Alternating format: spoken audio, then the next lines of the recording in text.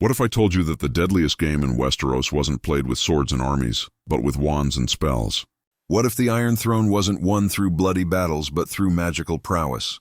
And what if, instead of sending their children to become knights and ladies, the great houses of Westeros sent them to the most famous school of witchcraft and wizardry in all the realms?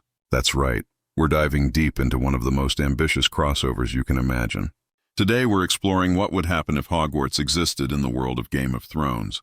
Before we jump into sorting the Starks and Lannisters into houses, before we imagine dragons fighting against shield charms, we need to establish the ground rules of this universe.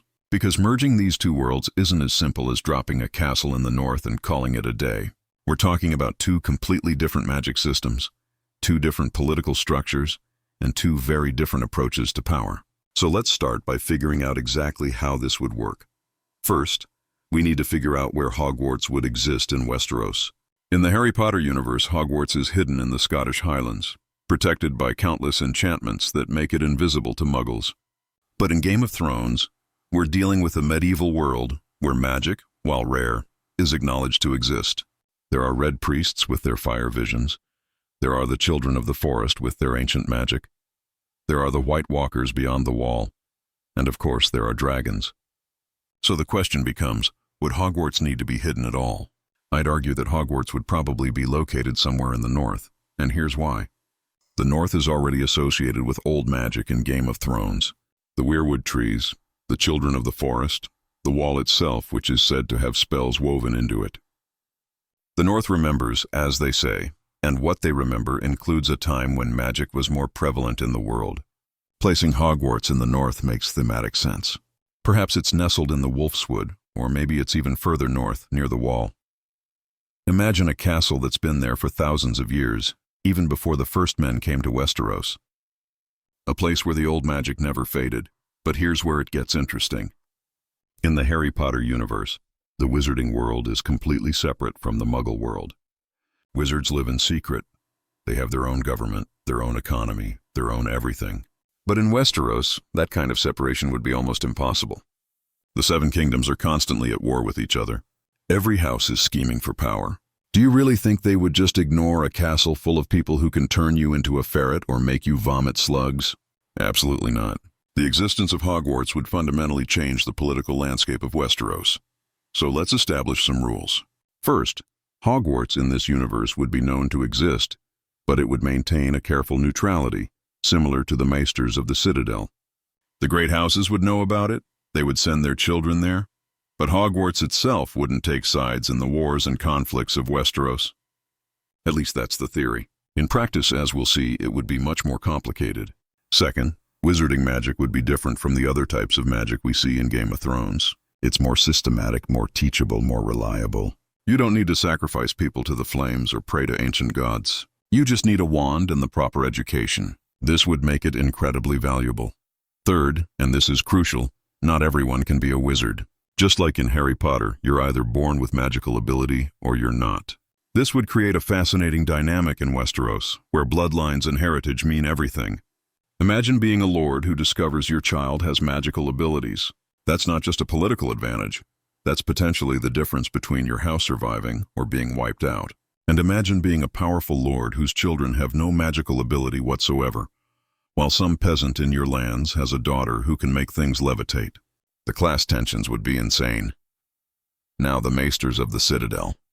We need to talk about them because they would absolutely have opinions about Hogwarts. In Game of Thrones, there are theories that the Maesters actively worked to eliminate magic from the world. They killed off the last dragons, they discouraged belief in the old gods and magic. They positioned themselves as the only legitimate source of knowledge and power. The existence of Hogwarts would threaten everything they've built. Think about it. For generations, Maesters have been the advisors to every lord in Westeros. They're the ones with knowledge, the ones who can heal diseases, the ones who can read the stars. But what good is a Maester when there's a wizard who can heal injuries instantly, who can see the future in a crystal ball, who can send messages across vast distances in seconds? So we'd have this underlying tension throughout Westerosi society. The Maesters would probably spread propaganda about how dangerous and unreliable magic is. They'd point to every spell gone wrong, every magical accident, every wizard who turned dark. And they'd have a point, actually, because as we know from Harry Potter, Magic can be incredibly dangerous in the wrong hands, but Hogwarts would counter by providing structure and education, by turning wild magic into disciplined spell work. It would be a Cold War of ideology, with the future of Westeros hanging in the balance. Let's talk about how students would actually get to Hogwarts. In Harry Potter, Muggle-born children receive a letter delivered by Owl, and then they're helped into the wizarding world by Hogwarts staff. But in Westeros, things would work differently. I imagine that Hogwarts would have representatives who travel throughout the Seven Kingdoms, testing children for magical ability. Maybe they visit each major castle once a year, and any child between the ages of 10 and 11 can be tested. If they show magical promise, they receive an invitation. For noble families, this would be a huge honor, a chance to gain magical power and prestige. For small folk families, it would be both an opportunity and a tragedy, because sending your child away to a distant castle for most of the year means losing their labor, their help, their presence. The cost would also be interesting. In Harry Potter, Hogwarts appears to be free, or at least affordable for most families. But in Westeros, I think Hogwarts would charge tuition, at least for those who can afford it. Noble houses would pay handsomely for their children's education. For talented students from poor families, there might be scholarships or sponsorships, but this would create a clear class divide within the school. The rich kids would have the best equipment, the finest owls, the most expensive textbooks. The poor kids would struggle with hand-me-down wands and second-hand robes. Just like in regular Westerosi society, wealth would matter. Transportation would be another issue. In Harry Potter, students take the Hogwarts Express from platform 9 3/4. But Westeros doesn't have trains. So how do students get to school? If Hogwarts is in the north, students from Dorne or the Reach would need to travel for months to get there. I imagine Hogwarts would use a combination of methods. For students from nearby regions, traditional travel by horse and carriage. For students from distant regions, perhaps there are port keys set up in major cities, magical objects that can transport people instantly. Or maybe Hogwarts has a fleet of ships that pick up students from various ports around Westeros. The start of term would be a massive logistical operation, and probably a security nightmare given all the political tensions between the houses. Now let's get to the part everyone's been waiting for. The sorting. In Harry Potter, students are sorted into 4 houses based on their personality traits and values. Gryffindor for the brave, Ravenclaw for the intelligent, Hufflepuff for the loyal, and Slytherin for the ambitious. But when you add Westerosi politics into the mix, the sorting becomes so much more complicated.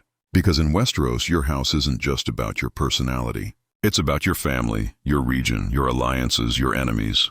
The sorting hat wouldn't just be deciding where a student fits best.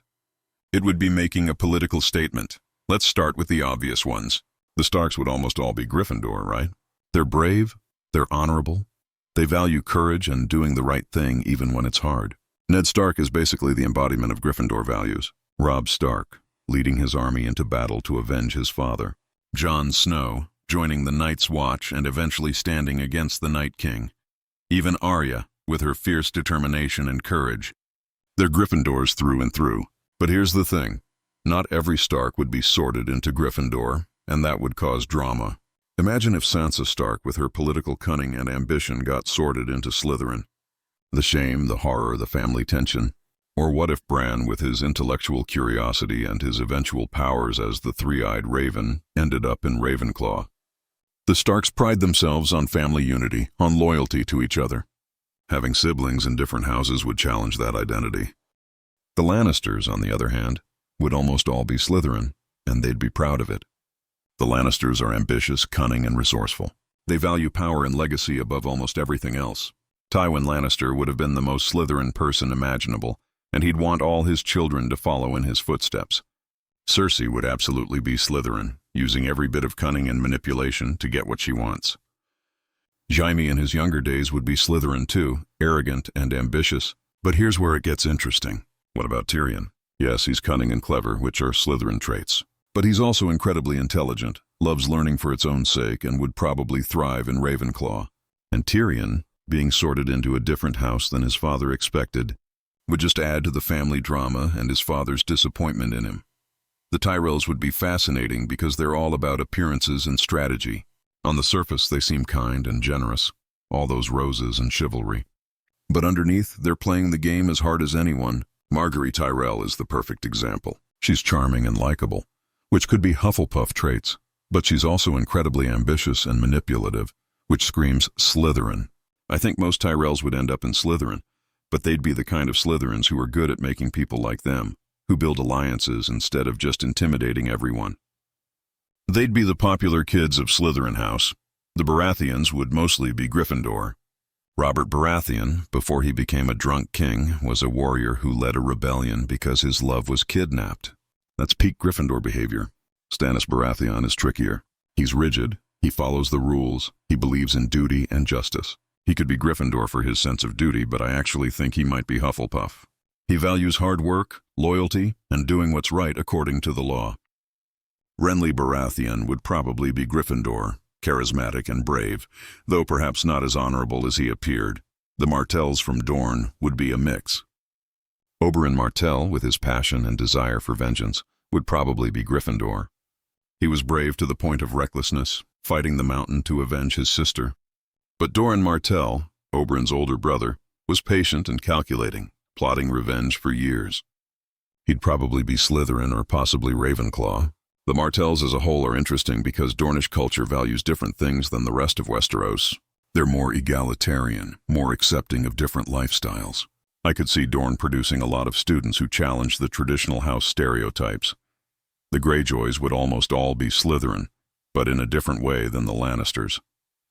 The Iron Islands have their whole "we do not sow" mentality, their belief in taking what they want by force. That's ambition and cunning, but it's also brutality. Theon Greyjoy is a perfect example of someone who could go either way. Raised as a Stark, he might have been sorted into Gryffindor, but his Greyjoy heritage and his desperate need to prove himself would pull him toward Slytherin. His arc in the show is basically about being torn between two identities, and being sorted into a house different from his foster family would make that conflict even more intense. The Boltons would be Slytherin, obviously, but they'd be the evil Slytherins. Roose Bolton, with his calculating cruelty, and Ramsay Bolton, with his sadistic ambition, represent the darkest aspects of Slytherin House. They'd be the students everyone fears, the ones who torture animals and bully younger students. Hogwarts would have to deal with the fact that some of their students are genuinely evil, and that's a problem the original series dealt with, through Voldemort and the death. Eater's Hufflepuff would be interesting in a Westerosi context because loyalty and hard work aren't as flashy as courage or ambition, but they're incredibly important in Westerosi society. Houses like the Tullys, whose words are family, duty, honor, would produce a lot of Hufflepuffs. The Tullys are loyal to their family and their allies, sometimes to a fault. Catelyn Stark, born a Tully, shows those qualities throughout the series. She's not as flashy as a Gryffindor or as cunning as a Slytherin, but she's absolutely devoted to her family. The small folk who make it to Hogwarts would also often be sorted into Hufflepuff. They know the value of hard work, they're loyal to their communities, and they don't have the luxury of grand ambitions or brave adventures. Ravenclaw would attract the intellectuals and the curious. Anyone interested in learning for its own sake, anyone who values wisdom and creativity. Maester's children, if they had magic, would probably end up in Ravenclaw. The Tarleys, with their emphasis on learning and history, might produce some Ravenclaws. Samwell Tarly is the perfect example. He's not particularly brave, though he has his moments. He's not ambitious or cunning. He's not especially loyal or hardworking in a physical sense. But he's brilliant. He loves reading and learning. He solves problems through knowledge. Sam would be the ultimate Ravenclaw, and he'd finally be in an environment where that's celebrated instead of mocked. But here's what would make the sorting so dramatic in Westeros. The Hat's decision would be public, it would be binding, and it would affect your entire future. In the original series, the sorting is important, but it's not everything. Gryffindors and Slytherins can still be friends. Houses compete, but they're not at war. In Westeros, being sorted into a different house than your family expects could be seen as a betrayal. It could affect marriage prospects, political alliances, even inheritance. Imagine a scenario where the eldest son of a powerful lord is sorted into Hufflepuff, which is seen as the weakest house. Would he still be the heir? Or would the family try to argue that his younger brother, sorted into Slytherin, should inherit instead? And the house rivalries would be intense. In the original series, Gryffindor and Slytherin don't like each other, but it's mostly about Quidditch and house points. In Westeros, it would be about actual political power. Gryffindor would have all the Starks and Baratheons, representing the North and the Stormlands.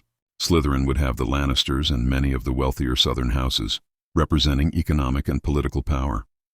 When these students compete, they're not just competing for their house, they're competing for their entire region, their family's honor, their future alliances. A Quidditch match between Gryffindor and Slytherin would have the intensity of a battle. Students would be under immense pressure to win, to prove their house and family's superiority.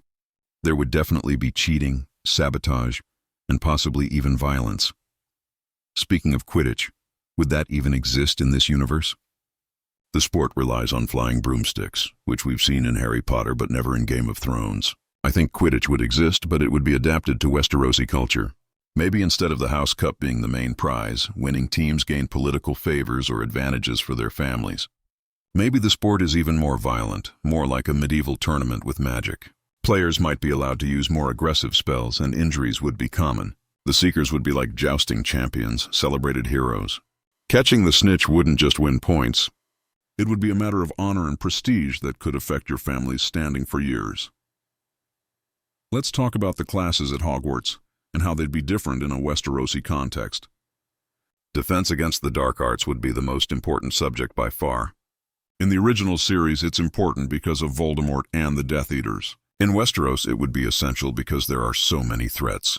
White Walkers beyond the wall, hostile magic users, dragons, dark creatures. Every student would take defense against the dark arts seriously because their life might actually depend on it. The class wouldn't just be theoretical. Students would practice combat magic, learn how to shield themselves from curses, how to fight multiple opponents. It would be more like a military training course than a regular class. The curriculum would probably include specific units on different threats. 1 month focused on defending against the undead, which would be crucial given the White Walker threat. Students would learn fire spells, protective wards, how to identify and destroy wights. Another month might focus on defending against dragons, which would involve shield charms strong enough to withstand dragon fire, and maybe even spells to calm or control dragons. There would be political implications to this too. The Targaryens, if any of them were magical, would probably object to Hogwarts teaching students how to fight dragons. But Hogwarts would argue it's necessary for self-defense. Potions class would be incredibly valuable in Westeros because Meisters already use various medicines and remedies. A skilled potions master could create cures for diseases, poisons for assassination, love potions for political manipulation. The potions classroom would probably need heavy security because the ingredients and completed potions would be so valuable and dangerous. I can imagine students trying to steal ingredients to sell or to use for their family's political schemes. There would definitely be a black market for potions among the students, with love potions and sleeping draughts being the most popular. Transfiguration would be fascinating because the ability to change one thing into another would have huge economic implications. Could you turn lead into gold? Could you turn a rock into a sword? In the original series, we know that Gamp's law of elemental transfiguration states that you can't create food from nothing, and there are other limitations. But even with those limits, transfiguration would be powerful. A wizard could repair broken items, create tools and weapons, even build structures. The lords of Westeros would want access to skilled transfiguration experts for construction, for warfare, for commerce. Charms class would teach practical magic that everyone needs. The ability to light a fire with a wand, to clean and repair things, to unlock doors, to communicate over distances. These everyday spells would make wizards incredibly valuable in Westerosi society. A wizard wouldn't need servants for many tasks. They could do things faster and more efficiently than any number of people without magic. This would actually create interesting class dynamics. Would wizards become a new upper class, above even the nobles? Or would they be seen as tools, valuable servants to be used by the truly powerful non-magical rulers? Herbology might seem less important, but in Westeros, it would actually be crucial. The Maesters are already studying plants and their properties. Hogwarts' herbology program would be more advanced, teaching students about magical plants that don't exist elsewhere in Westeros. Mandrakes that can cure petrification, gillyweed that lets you breathe underwater, venomous tentacula that could be weaponized. The herbology greenhouses would need to be heavily guarded, because the plants inside would be worth fortunes. Care of magical creatures would be absolutely wild in Westeros because there are already so many dangerous creatures around. Dragons, direwolves, shadowcats, krakens. Would the class teach students how to handle these creatures? Could you train a dragon with the right spells? Could you communicate with a direwolf?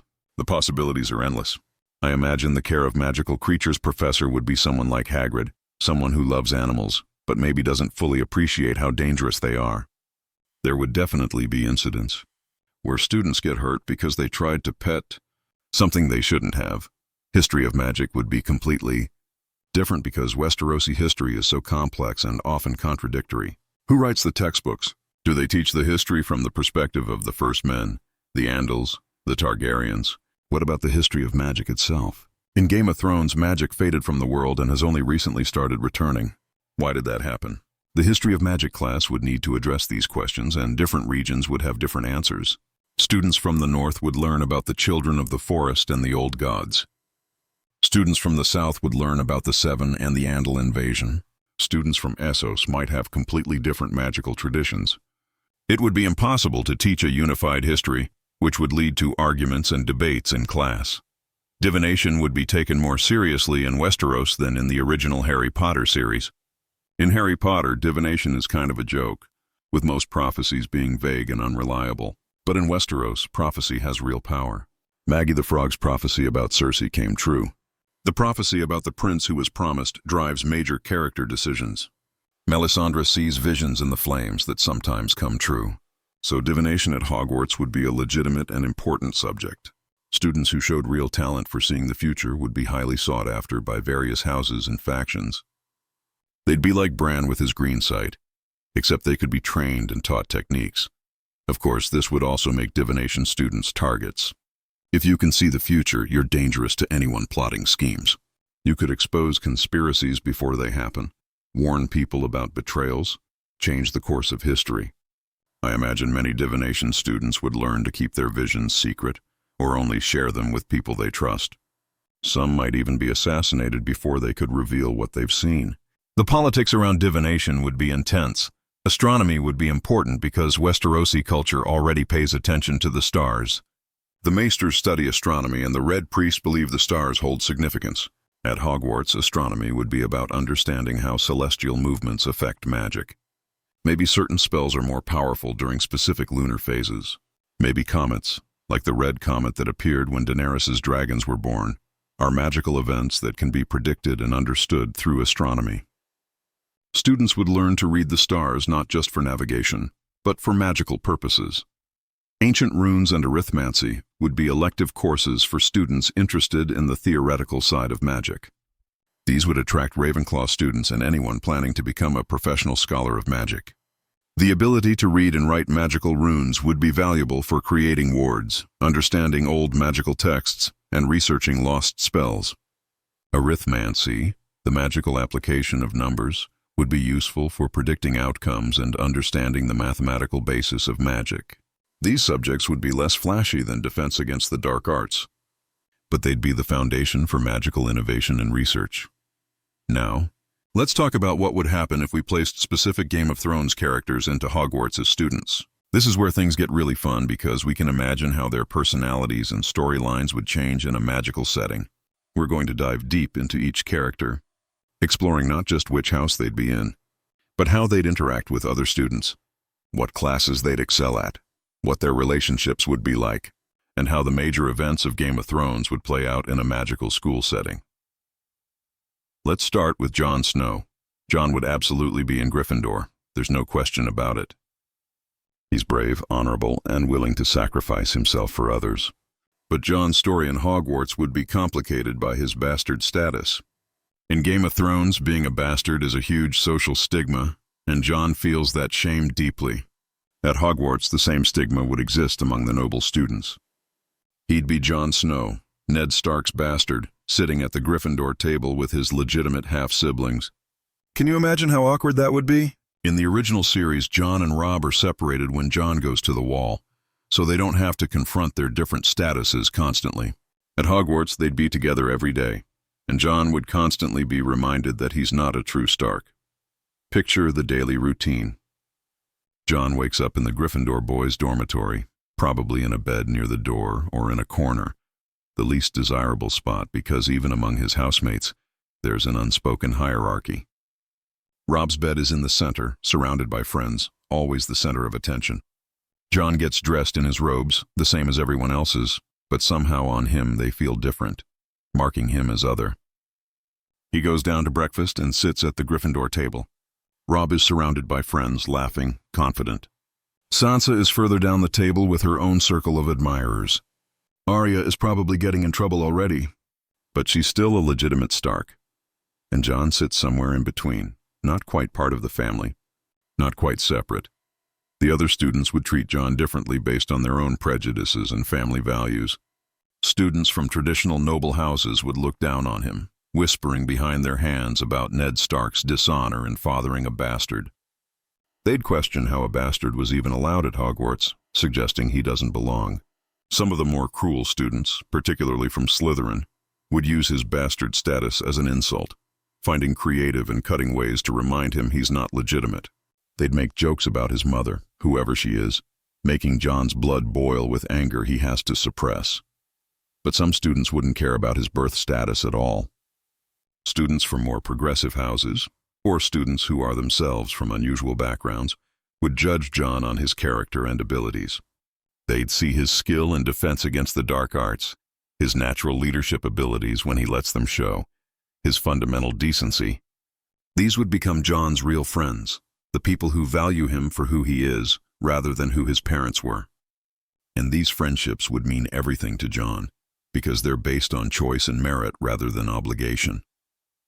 Jon's relationship with his siblings at Hogwarts would be complex and evolving. With Rob, there's genuine affection but also distance. Rob is the heir, the favorite, the one everyone expects great things from. He loves Jon and treats him kindly, but he also has responsibilities and a social position to maintain. Rob can't be seen as too close to his bastard brother, or it might reflect poorly on the family. So their relationship is warm but careful, genuine but limited. They'll practice dueling together. They'll study in the library. But Rob will also attend social functions that Jon isn't invited to, spend time with people who wouldn't be caught dead associating with a bastard. With Arya, Jon's relationship is easier and more genuine. Arya doesn't care about social conventions or what people think. She sees Jon as her brother, full stop. She'll sit with him at meals when she feels like it, regardless of what anyone says. She'll confide in him about her frustrations with trying to be a proper lady, and he'll understand because he knows what it's like to not fit the role expected of you. Jon and Arya would sneak out together, explore the castle, get into trouble. They'd practice dueling in secret, with Jon teaching Arya fighting spells that girls aren't supposed to learn. Their bond would be one of the few purely good things in Jon's Hogwarts experience. With Sansa, the relationship is more strained. Early Sansa is obsessed with propriety and appearances, and Jon's existence as a bastard is an embarrassment to the family. She's not cruel to him, but she's cold, distant. She doesn't acknowledge him more than necessary in public. This hurts Jon deeply because he remembers when they were younger and Sansa didn't seem to mind his existence. As Sansa matures and faces her own hardships, particularly her disastrous relationship with Joffrey, she becomes more empathetic. She starts to understand what it's like to be judged for things beyond your control. Eventually, Sansa and Jon might reconcile, forming a real sibling bond based on shared trauma and understanding. With Bran and Rickon, Jon is protective and affectionate. They're younger, they don't fully understand the stigma of bastardy yet. They just know Jon as their brother who's kind to them, who plays with them, who tells them stories. Jon treasures these relationships because they're uncomplicated. But he also knows that as Bran and Rickon get older, they'll learn to see him differently. And that knowledge hurts. Jon's academic performance at Hogwarts would be exceptional, driven by his need to prove himself. He can't rely on his name or his birth, so he relies on his abilities. In defense against the dark arts, Jon would be one of the best in his year. He'd practice constantly, learning every defensive spell, every counter curse, every technique for fighting dark creatures.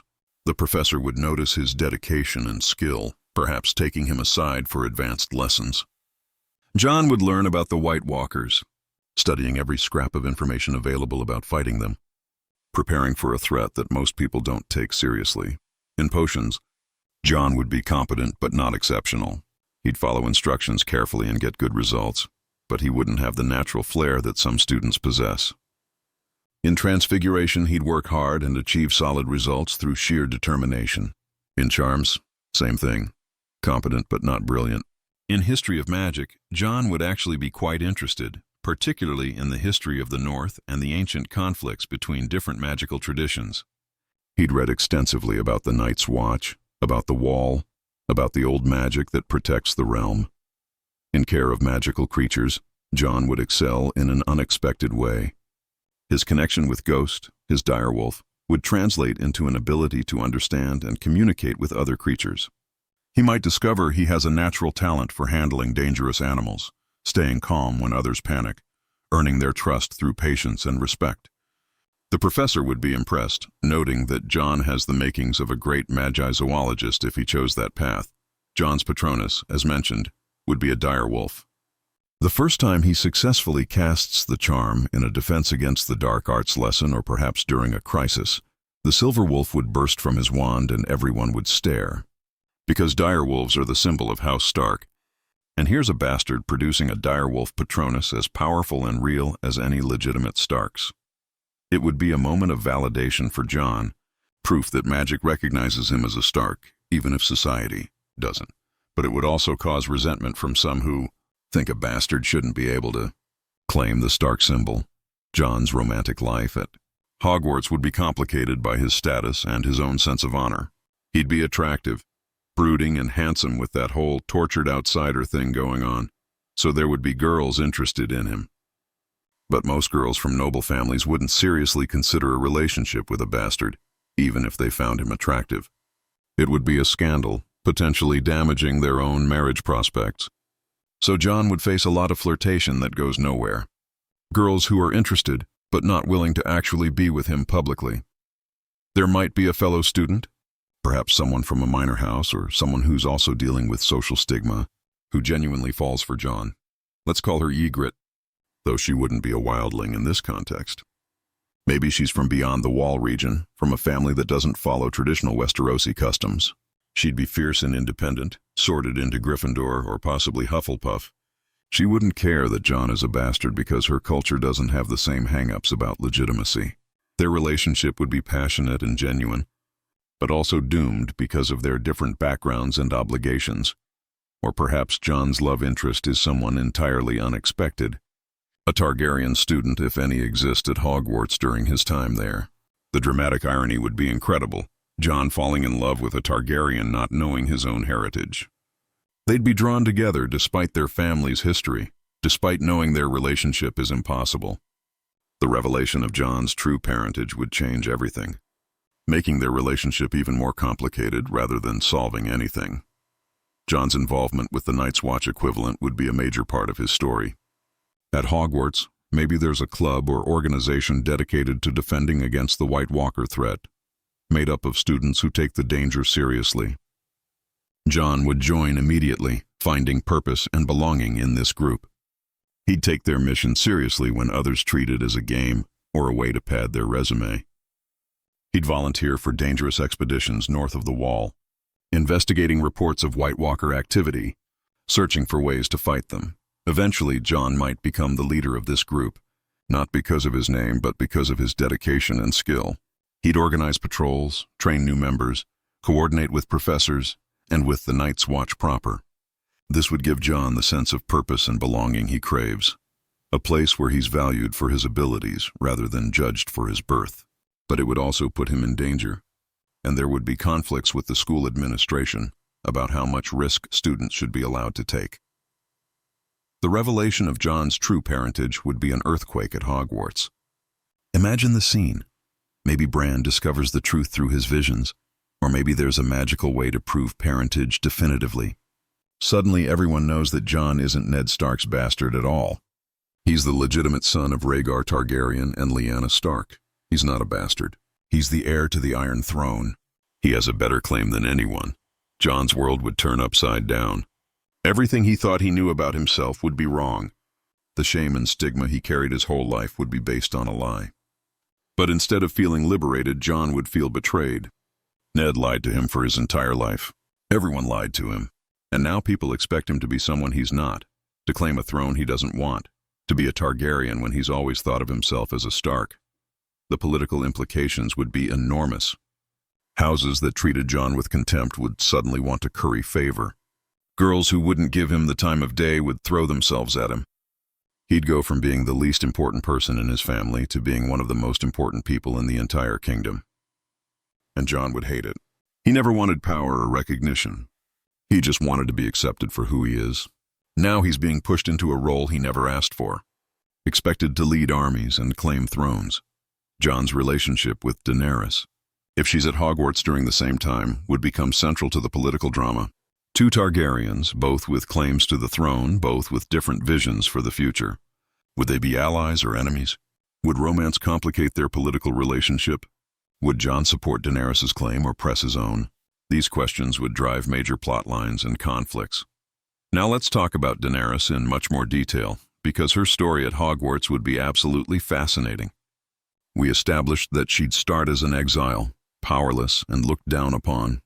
But let's explore exactly how her transformation would happen and what it would mean for the school and the wider world. Daenerys would arrive at Hogwarts at age 11, small and frightened, with her brother Viserys constantly berating her. She'd be sorted into Slytherin, and that first night in the Slytherin common room would be traumatic. The Slytherin students would be mostly from wealthy, powerful families. They'd look at this ragged Targaryen girl and see weakness and failure. Some would bully her outright, others would simply ignore her. Viserys, also in Slytherin, would be even worse to her in private, blaming her for their situation, hitting her when no one was watching, constantly reminding her that she's worthless. Daenerys would struggle in her classes initially, not because she's not intelligent, but because she's terrified and has no confidence. Her hands would shake when she tried to cast spells. She'd flinch when professors called on her. Other students would snicker when she failed at something. But slowly, gradually, Daenerys would start to find her footing. She'd discover that she's actually quite talented at transfiguration, able to visualize changes and make them happen. She'd be good at charms too, particularly spells related to fire and heat. She seems to have a natural affinity for fire magic, which makes sense for a Targaryen. The turning point for Daenerys would come in her 3rd or 4th year. Let's say she's exploring the Forbidden Forest, perhaps running away from Viserys after a particularly bad incident, and she stumbles upon something incredible. 3 dragon eggs, petrified and ancient, hidden in a cave or protected by old magic. Dragon eggs that have been there for decades or even centuries that everyone assumes are stone and dead. Daenerys feels drawn to them. She takes them, hides them in her dormitory, keeps them secret. She'd research dragons obsessively, reading every book in the library about them. She'd learn about the old Targaryen dragon lords, about the bond between dragon and rider, about the magic that connects them. And she'd discover that dragon eggs can be hatched, but it requires powerful magic and specific conditions. Fire, blood, sacrifice. Daenerys would become obsessed with hatching these eggs, seeing it as her destiny, her way to reclaim her family's power and legacy. The ritual to hatch the eggs would be dangerous and dramatic. Maybe Daenerys performs it in secret, perhaps with 1 or 2 trusted friends who've discovered her secret. There would need to be a magical fire, hot enough to consume almost anything. There would need to be a sacrifice. Perhaps not a human life, but something significant, something Daenerys values. And there would need to be blood magic, ancient Targaryen magic that's been forbidden for generations. When the eggs hatch and 3 dragons emerge, everything changes. The news would spread through Hogwarts like wildfire. Dragons, real living dragons for the first time in over a century. The school would be in chaos. The headmaster would have emergency meetings. The ministry equivalent would send representatives. Every major house would have opinions about what should be done. Some would demand the dragons be killed before they become dangerous. Others would try to claim them or control them. And Daenerys would stand in the middle of it all, protecting her dragons, refusing to give them up. The dragons would bond with Daenerys immediately, imprinting on her as their mother. She'd name them Drogon, Rhaegal, and Viserion, just like in the original series. They'd be small at first, the size of cats, but growing rapidly. Daenerys would need to feed them, care for them, train them. The school would need to make accommodations. Perhaps building a special enclosure or allowing Daenerys to keep them in the Forbidden Forest under supervision. Daenerys' status at school would completely transform. She'd go from being the pathetic exile everyone mocked to being the most famous and powerful student at Hogwarts. Other students would treat her with a mixture of awe, fear, and jealousy.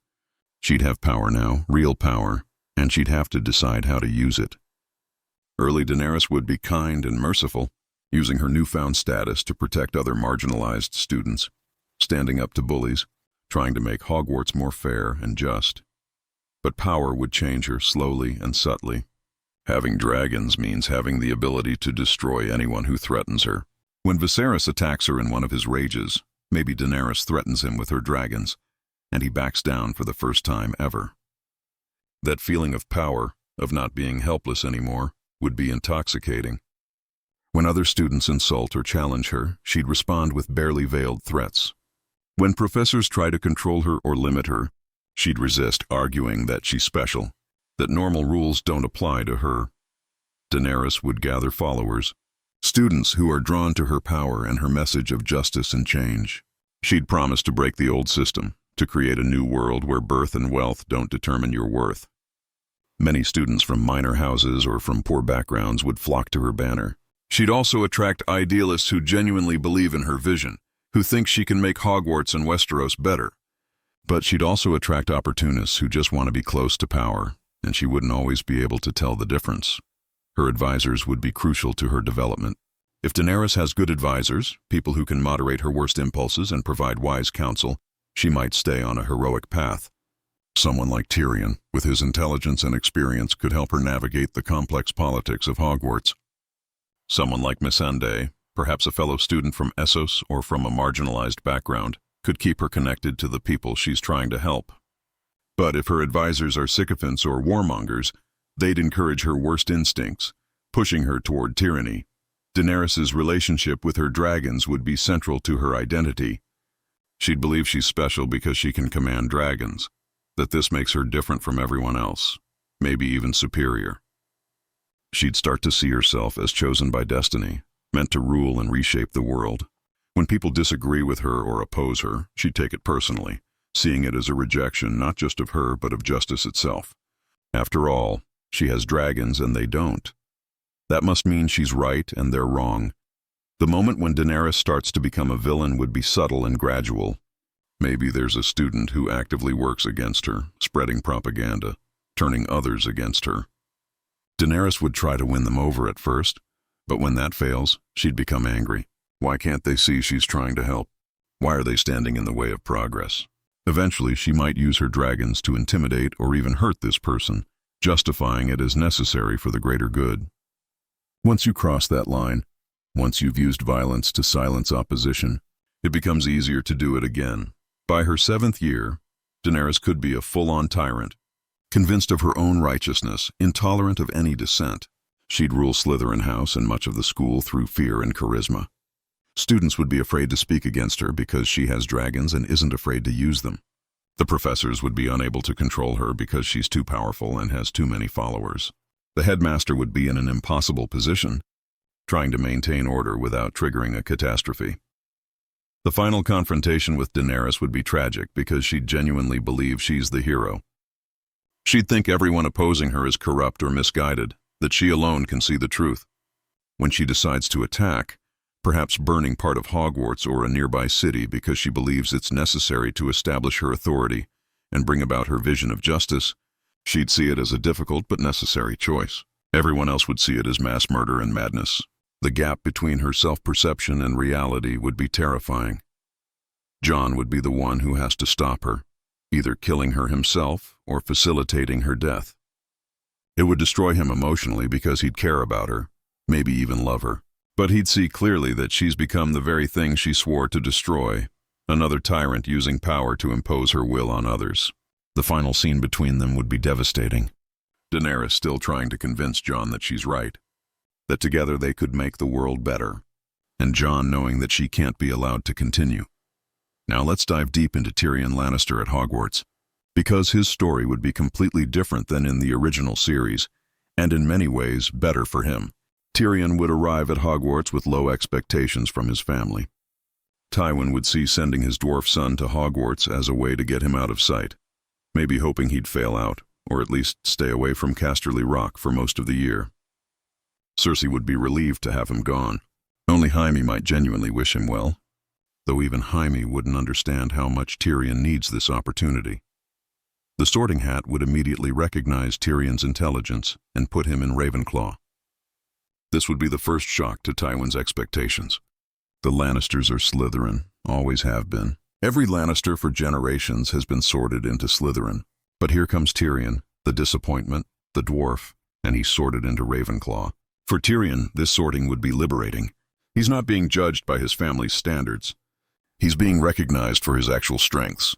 He'd walk to the Ravenclaw table with his head held high, perhaps for the first time in his life feeling like he might actually belong somewhere. Ravenclaw would be perfect for Tyrion because it values things he's actually good at: intelligence, creativity, wit, love of learning. In Ravenclaw, Tyrion wouldn't be the family disappointment. He'd be one of the smartest students in his year. The Ravenclaw common room would become his sanctuary, a place where people appreciate clever conversation and interesting ideas rather than judging him for his appearance. Not that Tyrion would escape prejudice entirely. Even in Ravenclaw, there would be students who make comments about his dwarfism, who underestimate him or mock him. But there would also be students who genuinely don't care, who value him for his mind. Tyrion would form real friendships for the first time in his life, with fellow Ravenclaws who share his love of books and intellectual challenges. They'd stay up late debating philosophy and magic theory. They'd compete to solve the riddles that guard the Ravenclaw common room. They'd collaborate on essays and projects. Academically, Tyrion would be exceptional. In history of magic, he'd be the student who actually stays awake and engaged, who can recite the details of obscure magical conflicts and explain their significance. He'd write essays that impressed even the most demanding professors. In potions, Tyrion would approach it like a science, carefully measuring and recording everything, understanding the underlying principles rather than just following instructions. His potions might not always turn out perfect, but he'd understand why they worked or didn't work. In defense against the dark arts, Tyrion wouldn't be the most physically imposing student, but he'd be one of the smartest. He'd study different fighting styles and strategies, finding ways to use intelligence to overcome stronger opponents. Tyrion would be the student who wins duels not through raw power, but through clever tactics. He'd use the environment, he'd combine spells in unexpected ways, he'd predict what his opponent would do and counter it before they acted. He'd be like a chess master in combat, always thinking 3 moves ahead. In charms and transfiguration, Tyrion would excel through sheer determination and understanding. He'd practice spells until he could perform them perfectly, taking pride in his magical skill. When other students struggled with difficult concepts, Tyrion would be the one to explain it in a way that made sense, becoming an unofficial tutor for his housemates. But Tyrion's real talent would be in magical theory and research. He'd love the library, spending hours reading advanced texts, exploring obscure branches of magic, asking questions that even professors struggled to answer. He'd write papers on topics like the ethics of mind magic, or the theoretical limits of transfiguration, or the mathematical principles underlying spell construction. Some professors would find him challenging because he'd question their assumptions and point out inconsistencies in established theories. Others would recognize his brilliance and encourage him to push boundaries. Socially, Tyrion at Hogwarts would still struggle with his family's rejection. During holidays, he'd go home to Casterly Rock and face his father's disappointment and his sister's contempt. Tywin would ask about his grades, then dismiss them as meaningless when Tyrion reported his achievements. Being good at school doesn't make you less of a disappointment, Tywin would say, or something equally cutting. Cersei would mock him for being in Ravenclaw, suggesting it means he's weak. Only Jaime would treat him kindly, but even Jaime was in Slytherin and had his own life and friends. Coming back to Hogwarts after these visits home would be painful. Tyrion would drink, sneaking fire whiskey into the Ravenclaw Tower, getting drunk alone in his dormitory or in secluded corners of the castle. His housemates would worry about him, but not know how to help. Some would try to include him in activities to distract him from his family troubles. Others would give him space, respecting his need to process his pain privately. Tyrion's romantic life at Hogwarts would be complicated and ultimately tragic. He'd fall for someone, maybe a fellow Ravenclaw or perhaps a student from another house. Let's give her a name, perhaps Shay or Tysha. She'd see past his appearance to the brilliant, funny, kind person underneath. They'd talk for hours. She'd laugh at his jokes. She'd make him feel valued and attractive in a way he never has before. Tyrion would fall desperately in love, planning a future together, imagining a life where he could be happy. But the relationship would be doomed. Maybe her family would find out and forbid it, unwilling to let their daughter be with a dwarf from any family, even the Lannisters. Maybe she'd betray him, revealing that she was only with him for his money or his family connections. Or maybe Tywin would interfere, paying her to leave or threatening her family. However it ended, it would devastate Tyrion, confirming his worst. Fears that no one could truly love him, that his appearance would always be an insurmountable barrier to happiness. After this heartbreak, Tyrion would become more cynical and hardened. He'd still be brilliant and funny, but there would be an edge to him, a bitterness that wasn't there before. He'd drink more. He'd visit prostitutes when he could sneak out of the castle. He'd throw himself into his studies to avoid thinking about his loneliness. But he'd also become more empathetic to others who were suffering or marginalized, using his intelligence to help them when he could. Tyrion's role in larger conflicts at Hogwarts would be as the strategic mastermind. When there's a threat to the school, whether it's an invasion of White Walkers or a political crisis, Tyrion would be the one planning the defense. He'd understand tactics and strategy better than almost anyone. He'd know how to use limited resources effectively, how to position defenders, how to predict enemy movements. The professors and student leaders would come to rely on his planning, even if they didn't always give him credit for it. If there was a battle at Hogwarts, Tyrion wouldn't be on the front lines casting combat spells. That's not where his talents lie. Instead, he'd be coordinating everything from a command center, sending messages, adjusting plans as the situation changed, making split-second decisions that save lives. After the battle, when everyone praised the warriors who fought bravely, Tyrion's contribution would be undervalued or ignored. But those who understood strategy would know that without Tyrion's planning and leadership, they would have lost. Tyrion's relationship with his siblings at Hogwarts would mirror the original series, but with magical elements. He'd love Jaime despite everything, appreciating the few moments of genuine brotherly affection even as he resented Jaime's golden boy status. With Cersei, the relationship would be pure antagonism. Cersei would go out of her way to make Tyrion's life at Hogwarts miserable, spreading rumors about him, sabotaging his projects, turning other students against him. Tyrion would fight back, with words and cleverness, but Cersei had social power that Tyrion lacked. The moment when Tyrion kills his father, if it happens in this universe, would be different but equally dramatic. Maybe Tywin visits Hogwarts for some official reason, and there's a confrontation in private. Tywin says something unforgivable, perhaps about Tyrion's dead lover, and Tyrion snaps. He uses magic to kill his father, perhaps a killing curse or something more creative and painful. The aftermath would be catastrophic. Patricide is one of the worst crimes in Westerosi culture. Even if Tywin was terrible, even if he deserved it, killing your own father is unforgivable.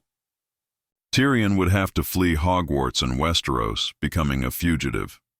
He'd lose everything he built at school, all the respect he earned, all the friendships.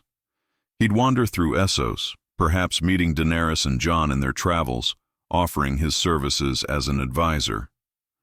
His intelligence and experience would be valuable, but he'd be haunted by what he did, drinking to forget, cynical and bitter, but still trying to do some good in the world. Let me continue expanding with Arya's journey, because her story at Hogwarts would be absolutely wild and transform her into someone truly dangerous. Arya Stark would be sorted into Gryffindor, but she'd be the most troublesome Gryffindor student in recent memory. From day one, she'd hate the structure and rules of Hogwarts. Sit in class and listen to lectures? Boring. Practice wand movements over and over? Tedious. Wear proper robes and act like a lady? Absolutely not. Arya would constantly be in detention, constantly arguing with professors, constantly pushing every boundary she could find. In her first year, Arya would struggle academically because she'd refuse to apply herself to subjects she found boring. History of magic? She'd fall asleep or doodle in her notebook. Astronomy? Why does she need to know about stars? Herbology? She'd rather be learning how to fight. Her professors would be frustrated because they could see she's intelligent, but she won't focus on anything except what interests her. What interests Arya is combat magic, practical spells, anything that makes her more dangerous. In defense against the dark arts, she'd be the most engaged student in class, always volunteering to demonstrate, always asking for more advanced spells. The professor would be impressed by her natural talent and her fearlessness.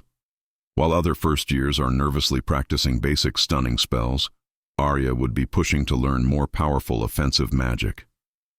Outside of class, Arya would practice constantly. She'd find empty classrooms or secluded corners of the castle and practice combat spells for hours. She'd duel with anyone willing, getting better and faster and more aggressive. Other students would start to whisper about how intense she is, how she fights like she actually wants to hurt people. Some would admire her skill, others would be disturbed by her attitude toward violence. Arya's list would start early. The first name would be added after someone hurt her or someone she cared about. Maybe Joffrey after he humiliated Sansa. Maybe one of the Frey students after they did something unforgivable. Arya would write the name down in a notebook, and every night before sleep, she'd whisper the names of people she planned to kill someday. It would start as a way to cope with her anger and helplessness, but it would become an obsession, defining her identity and her purpose. By her 3rd or 4th year, Arya would start sneaking into the restricted section of the library, searching for more dangerous magic. She'd find books about dark curses, about assassination techniques, about forbidden spells that the ministry had banned. Arya would copy these spells into her notebook, practicing them in secret, slowly building an arsenal of deadly magic. If anyone discovered what she was learning, she'd be expelled immediately, possibly even arrested. But Arya would be careful, covering her tracks, using her small size and ability to move quietly to avoid detection. The turning point for Arya would be a traumatic event, perhaps the equivalent of the Red Wedding. Maybe her brother Robb is killed through betrayal, murdered by students or professors he trusted. Arya would witness it or learn about it immediately afterward, and something inside her would break. The anger and desire for vengeance that had been building would explode into a cold, focused determination. She wouldn't cry or scream. She'd just go completely still, and in that moment she'd stop being a child and become something else. After this, Arya might run away from Hogwarts entirely. She'd realize that the school can't teach her what she needs to know. She needs to learn from people who actually kill for a living, so Arya would flee Westeros and travel to Essos, searching for the magical equivalent of the Faceless Men. Let's call them the House of Black and White still. A secret organization of magical assassins who can change their appearance at will and kill anyone for the right price. The training Arya would receive here would be brutal and transformative. First, she'd have to give up her identity. The Faceless Men don't allow personal vengeance or individual identity. To become no one, Arya would have to abandon being Arya Stark, forget her list, let go of her past. She'd resist this at first, clinging to her identity and her need for revenge. But gradually, through punishment and training, she'd appear to comply, outwardly becoming no one while secretly keeping Arya Stark alive inside. The magical techniques Arya would learn would be incredibly advanced and dark. The Faceless Men would teach her how to change her face and body to look like anyone, a form of human transfiguration that most wizards consider impossible and immoral. She'd learn how to suppress her magical signature so other wizards can't detect her. She'd learn how to kill silently and efficiently with magic, using curses that leave no trace. She'd learn how to brew poisons that even magical healing can't cure. She'd learn how to read people, to manipulate them, to become whoever she needs to be to get close to a target.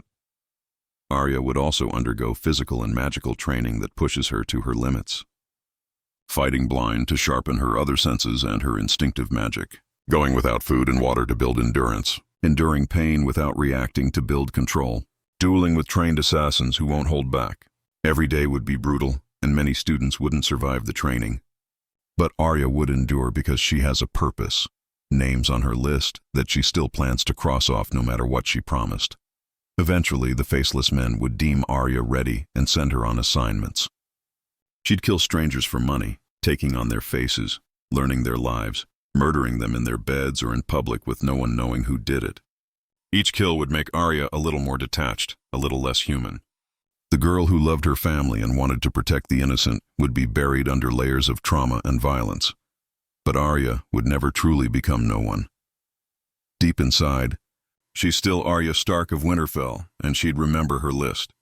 Eventually, she'd leave the faceless men, stealing techniques and knowledge they guard jealously, making herself a target for their revenge. She'd return to Westeros as something new, not quite Arya, but not no one either. A magical assassin with a list of names and the skills to cross everyone off.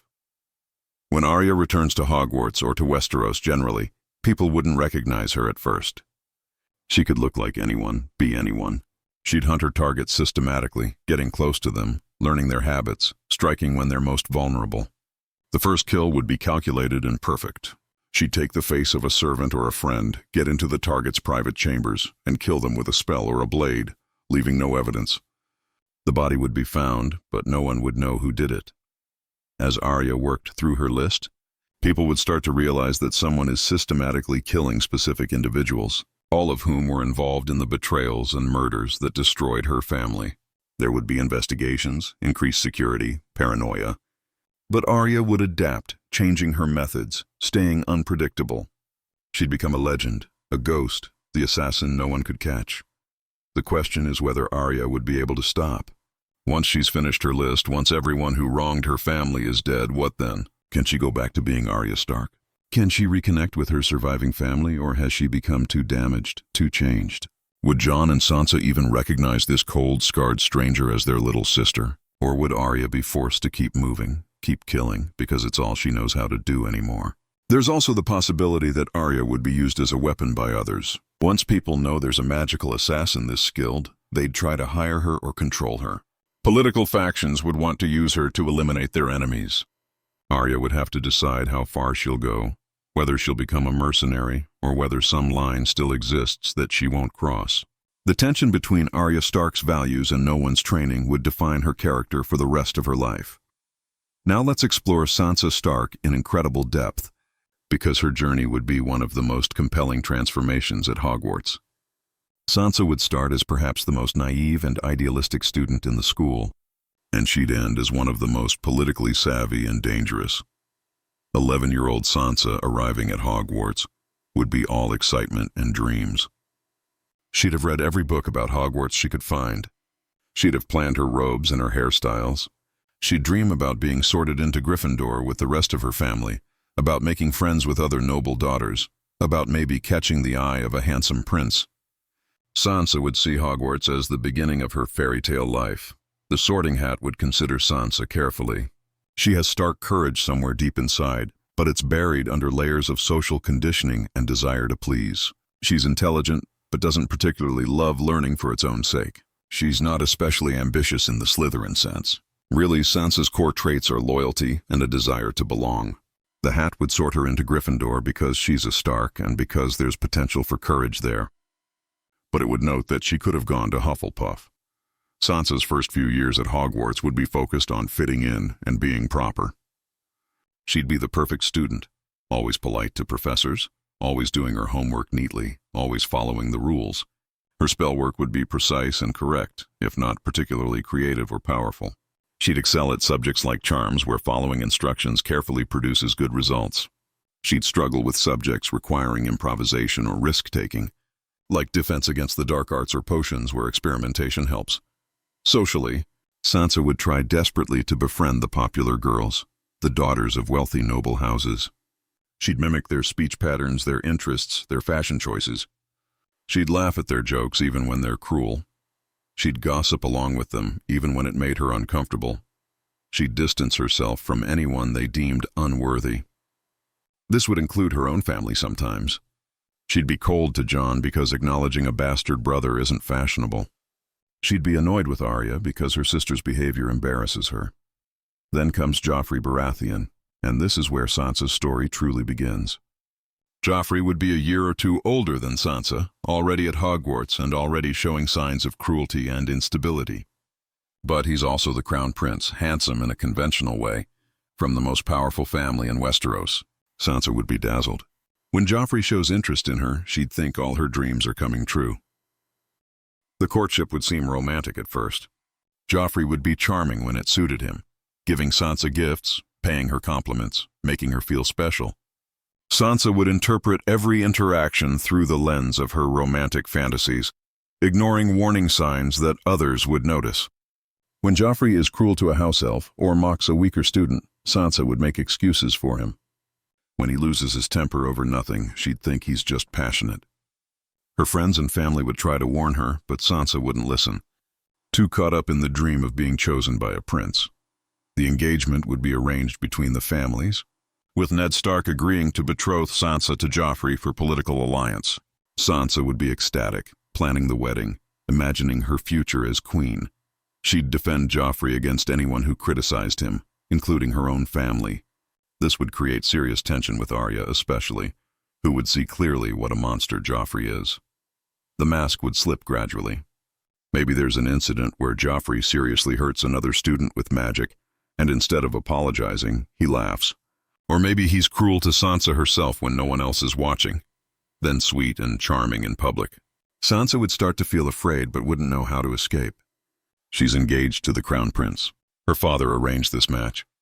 Breaking it off would embarrass her family and potentially cause a political crisis. Things would escalate when Ned Stark discovers some dark secret about the Baratheon Lannister family. Perhaps that Joffrey isn't actually Robert's son, or some other dangerous truth. Ned would try to break the engagement and expose the truth, but he'd be outmaneuvered by Cersei and the Lannisters. Ned would be arrested for treason and eventually executed, and Sansa would be trapped. This is where Sansa's real education would begin. She'd be a hostage in all but name, forced to remain at Hogwarts or at King's Landing, engaged to Joffrey, surrounded by enemies. The Lannisters would keep her close to control the North and to punish her for her father's actions. Joffrey would drop all pretense of charm and show his true nature. He'd be cruel to Sansa in private and in public, humiliating her, hurting her, forcing her to endure abuse while smiling and pretending everything is fine. Sansa would realize that no one is coming to save her. Her father is dead, her mother is far away fighting a war, her brothers are scattered or dead, Arya ran away. Sansa would have to save herself, and she'd have no weapons except her mind and her ability to endure. This is when she'd start to change, to adapt, to become someone new. She'd learn to read people by watching the masters of manipulation around her. Cersei Lannister would be an unwitting teacher, showing Sansa how to use beauty and perceived weakness as tools. Littlefinger, if he's present in this version, would teach her through his actions how information is power and how to play people against each other. Joffrey would teach her about cruelty and how fear can be used as a weapon. Though Sansa would vow never to become like him, Sansa would develop a mask, a perfect facade of the dutiful, obedient girl they expect. She'd curtsy and smile and say yes to everything while inside she'd be observing, learning, planning. She'd listen to conversations she's not supposed to hear, remembering every detail. She'd befriend servants and low-ranking courtiers who others ignore, building her own information network. She'd practice subtle magic that leaves no trace, learning how to influence people without them realizing it. When Joffrey is finally killed, poisoned at his own wedding celebration, Sansa would be the obvious suspect, but also the perfect alibi. She'd be standing right there, had no way to administer the poison, and would show appropriate shock and grief. But privately, Sansa might know more than she lets on. Maybe she didn't kill him herself, but maybe she provided information to those who did. Maybe she ensured certain people were in certain places at certain times. Sansa would have learned that you don't have to cast the curse yourself to be responsible for someone's death. After Joffrey's death, Sansa would be valuable to various factions who want to control the North. She'd be passed from one protector to another, each one trying to use her as a pawn. But Sansa would no longer be a pawn. She'd manipulate her manipulators, appearing to be compliant while working toward her own goals. She'd make alliances and break them when necessary. She'd use her supposed weakness and traumatized innocence to make people underestimate her, then strike when they least expect it. If Sansa is married to Ramsay Bolton in this version, that would be the darkest period of her life. Ramsay would be even worse than Joffrey, a sadist who enjoys causing pain for its own sake. He'd use magic to hurt Sansa in ways that leave no physical evidence, torture her psychologically, break her down systematically. But Sansa would survive through sheer will. She'd endure every cruelty, biding her time, waiting for an opportunity. When the opportunity comes, Sansa wouldn't hesitate. Maybe she'd arrange for Ramsay to be eaten by his own hounds, magically enhanced to be loyal to her instead of him.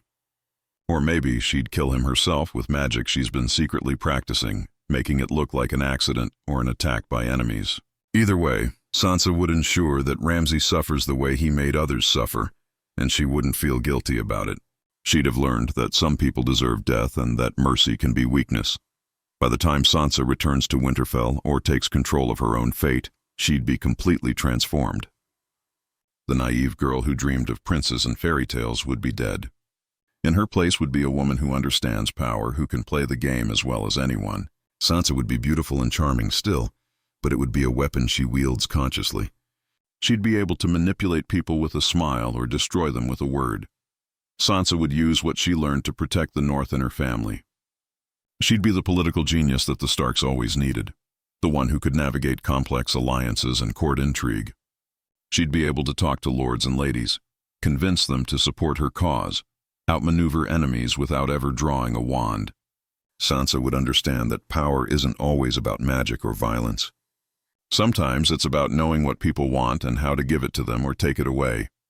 The relationship between Sansa and Arya when they finally reunite would be tense at first. They'd both be so changed that they barely recognize each other. Arya would be a killer, cold and practical, while Sansa would be a politician, calculating and controlled. They'd circle each other warily, each seeing the other as a potential threat. But eventually they'd realize they need each other, that Arya's blades and Sansa's brain working together make them unstoppable. Sansa's romantic life would be complicated by her trauma and her political calculations. She might never fully trust anyone again. Any relationship would be evaluated for its political utility as well as its emotional value. If Sansa fell in love, it would be with someone who respected her intelligence and agency, someone who had also survived trauma and understood what it cost. It wouldn't be a fairy tale romance, but it would be real and earned. Now let's explore the daily life at Hogwarts in this merged universe, because understanding the routine and culture of the school is essential to understanding how characters would develop and interact. A typical day at Hogwarts would start with students waking in their house dormitories. The Gryffindor dormitories would be warm and cozy, decorated in red and gold, with comfortable four-poster beds. The atmosphere would be boisterous and friendly, with students joking around while getting dressed. But there would also be an underlying tension because Gryffindor students would come from all over Westeros, often from houses that are enemies. Stark and Baratheon students might be friendly, but if there were any Greyjoy students in Gryffindor, the tension would be palpable. The Slytherin dormitories would be under the castle, in the dungeons, decorated in green and silver. The atmosphere would be cooler, more competitive. Slytherin students would be constantly jockeying for status and influence. The Lannister students would probably dominate the house, using their wealth and family power to control social dynamics. Other students would either align with them or form opposing factions. Every interaction would be a calculation, every friendship a potential alliance or liability. Ravenclaw dormitories would be in a tower, airy and light, decorated in blue and bronze. The atmosphere would be more relaxed than Slytherin, but more focused than Gryffindor. Students would help each other with homework and study together, but there would also be friendly competition over grades and achievements. The Ravenclaw common room would have the best library outside of the main library, and students would spend hours reading and discussing ideas. Hufflepuff dormitories would be near the kitchens, cozy and warm, decorated in yellow and black. The atmosphere would be the most welcoming and inclusive. Hufflepuff would have students from minor houses and from common backgrounds, people who didn't fit into the other house's social structures. They'd form tight-knit friendship groups based on genuine affection rather than political calculation. Hufflepuff would be underestimated by the other houses, but they'd have their own strengths in loyalty and cooperation. Breakfast would be in the Great Hall, with long tables for each house. The food would be traditional Westerosi fare, heavy on meat and bread, with regional dishes represented. Northern students might prefer heartier foods, while Dornish students would want spicier options. The house elves, if they exist here, would work tirelessly in the kitchens to prepare meals for hundreds of students 3 times a day, plus snacks. During breakfast, owls would deliver mail from home. Students would receive letters from family, parcels with treats or supplies, newspapers if their family subscribed. The content of these letters would often reflect the political situation in Westeros. During wartime, students might receive news of battles, of family members killed or captured. This would affect the mood in the hall, with some students celebrating victories while others mourned defeats. Morning classes would begin after breakfast. Let's imagine a typical Defense Against the Dark Arts class in this universe. The classroom would be large, with space cleared for practical spell work. The professor would lecture first, explaining a new defensive spell or dark creature. Then students would practice in pairs. The professor would circulate, correcting wand movements and pronunciation, offering advice. But the undercurrents would be intense. When students from enemy houses are paired together, they might practice a bit too aggressively. A Stark student dueling with a Lannister student might aim their stunning spell just a bit too forcefully. The professor would have to watch carefully to prevent actual fights from breaking out. Sometimes students would refuse to partner with others based on house allegiance, creating social friction that the professor would have to navigate. In potions class, the dungeon classroom would be cold and slightly intimidating. Students would work at individual cauldrons, following complex instructions. The potions master would be demanding and quick to criticize mistakes. This is where accidents would happen frequently, because potions require precision and one wrong ingredient or mistimed stir could cause an explosion or create toxic fumes. Students would also be tempted to sabotage rivals' potions, adding wrong ingredients when the professor isn't looking. Lunch would provide a break and a chance to socialize. Students would sit with their friends, gossip about other students, complain about homework. Some would use this time to study or finish assignments. Others would use it to scheme and plan, making deals or spreading rumors. The social dynamics would be constantly shifting, with friend groups forming and dissolving, alliances being made and broken. Afternoon classes might include transfiguration, where students would practice turning objects into other objects. This would be frustrating for many students because transfiguration is difficult and requires intense focus and imagination. The professor would demonstrate, perhaps turning a desk into a pig, and then students would attempt simpler transformations like turning matches into needles. Most students would struggle, their matches staying stubbornly match-like or turning into something bent and useless. After classes, students would have free time. Some would go to the library to study or research. The library would be a vital resource, containing thousands of books on magical theory, history, creatures, spells, and more. The restricted section would contain dangerous knowledge about dark magic, forbidden spells, how to create dark artifacts.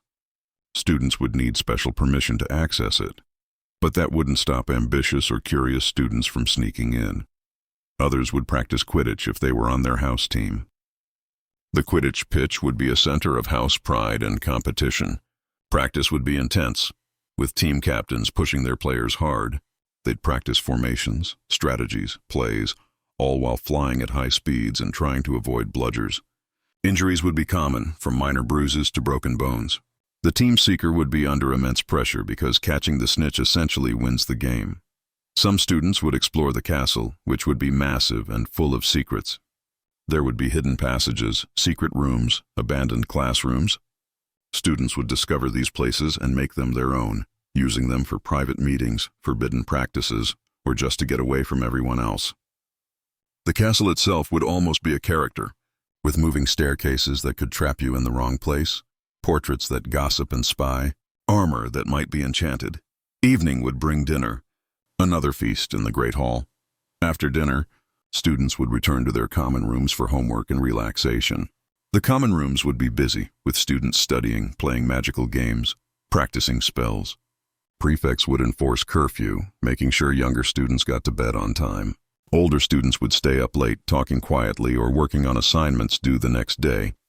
But this routine would be disrupted by the political realities of Westeros. When war breaks out, students would take sides based on their family's allegiances. There might be fights in the corridors, curses cast in anger, poisoning attempts in the Great Hall. The professors would struggle to maintain order, to keep students focused on learning rather than killing each other. Some students would be called home by their families to fight or to protect their lands. Others would receive news that family members were killed, and they'd grieve while surrounded by students whose families caused those deaths. Holidays would be particularly fraught.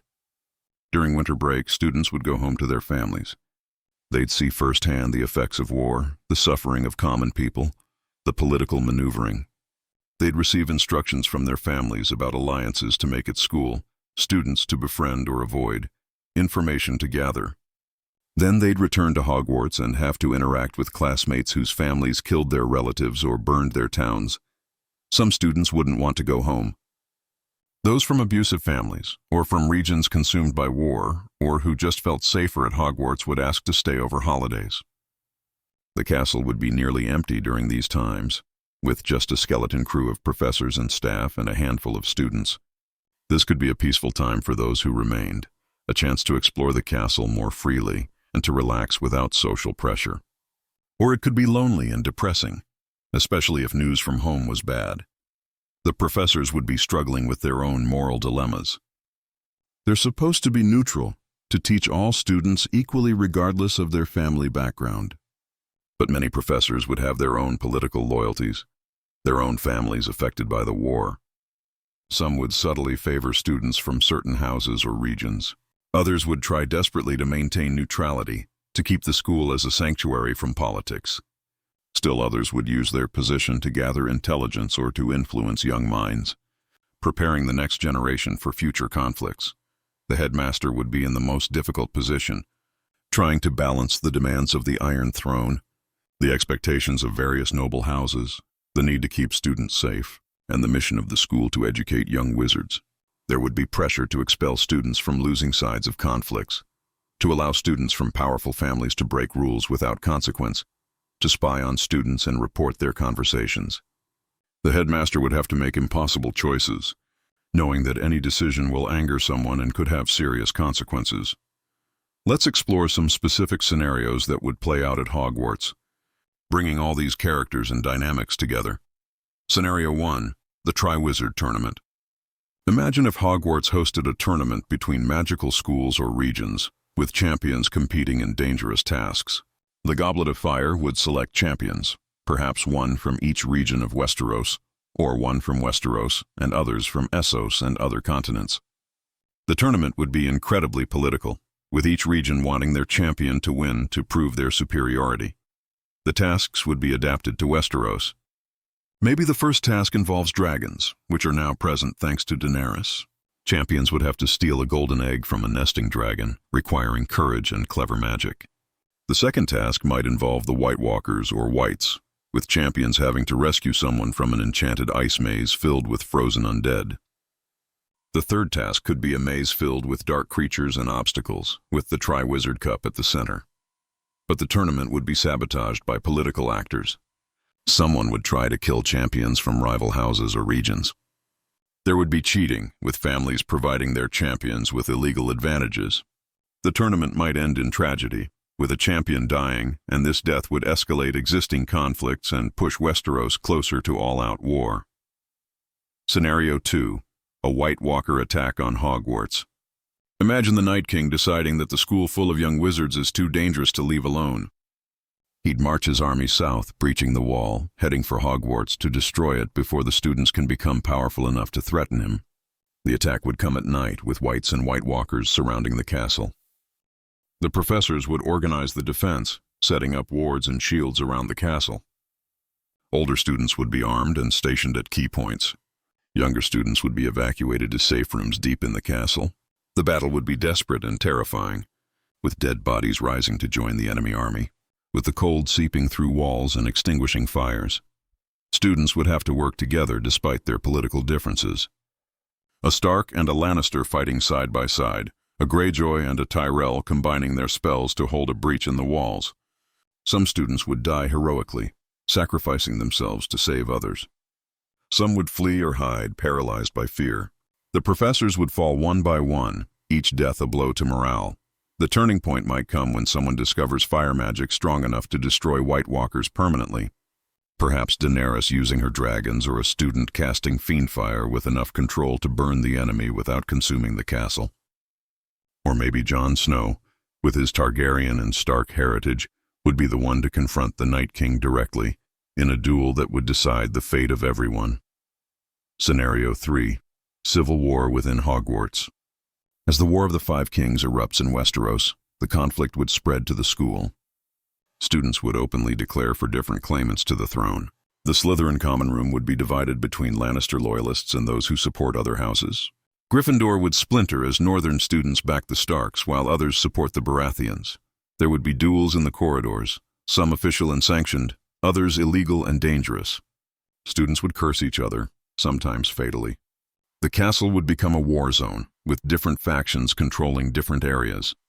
The professors would lose control, unable to stop the violence. Some professors would take sides, actively helping students from their preferred faction. The climax would be a battle in the Great Hall or on the grounds of Hogwarts, with hundreds of students fighting each other with magic. Spells would fly, shields would crack, the castle itself would be damaged. Friends would fight friends, siblings would duel each other. The death toll would be horrific, young wizards killing each other over political loyalties they inherited from their families. The end of this scenario could go multiple ways. Maybe the headmaster intervenes with powerful magic, stunning everyone and enforcing peace. Maybe foreign intervention, wizards from other schools or regions, arrives to stop the conflict. Or maybe the war simply burns itself out when enough students are dead or wounded that the survivors realize the futility of continued fighting. Scenario 4. The rise of a Dark Lord from among the students. Not the Night King, but a student who embraces dark magic and gathers followers, inspired by the chaos and violence around them. This Dark Lord would start by gathering like-minded students, those who are angry or traumatized or simply hungry for power. They'd meet in secret, practicing forbidden magic, planning to reshape Hogwarts and eventually Westeros according to their vision. This Dark Lord could be a character we know, perhaps Joffrey if he survived, or someone new. They'd be charismatic enough to attract followers, but also willing to use fear and violence. They'd target students they see as weak or unworthy, using dark curses and even murder. They'd declare that only the strong deserve to survive, that weakness should be purged. The response would involve students from all houses uniting against this threat. Jon Snow, Daenerys Targaryen, Tyrion Lannister, and others would have to work together to stop the Dark Lord before they gained too much power. There would be battles, betrayals, hard choices about how far they're willing to go to stop someone who has no limits. The final confrontation would determine not just the fate of the Dark Lord, but the soul of the wizarding community. Now let's dive into the endgame. How all these storylines would resolve, and what the future of this merged universe would look like. The final war against the Night King would be the climax that brings everyone together. All the political conflicts, all the personal vendettas would have to be set aside because if the Night King wins, everyone dies. The survivors from Hogwarts would join with the Night's Watch, with the armies of Westeros, with anyone who can hold a wand or a sword. The battle would take place at multiple locations. The wall would fall despite all the wards and spells protecting it, maybe because of betrayal, or maybe because the Night King is just too powerful. The army of the dead would march south, and every settlement in its path would be destroyed, with the dead added to the Night King's forces. Hogwarts would be one of the last strongholds, protected by ancient magic and defended by the most powerful wizards. The strategy against the White Walkers would involve combining different types of magic. Traditional Hogwarts spells, the old magic of the Children of the Forest, the fire magic of the Red Priests, even blood magic and other forbidden techniques. Every magical tradition would contribute, working together for the first time in centuries.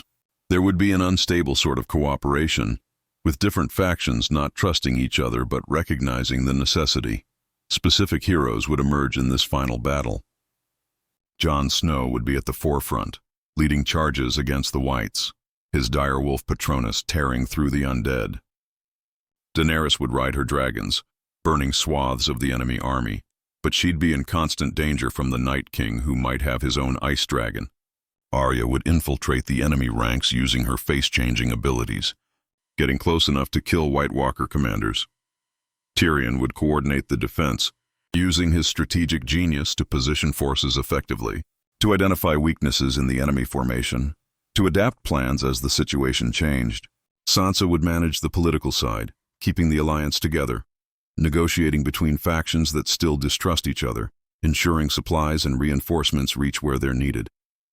Bran would use his powers to see enemy movements, to coordinate across the battlefield, to search the past for knowledge that could help.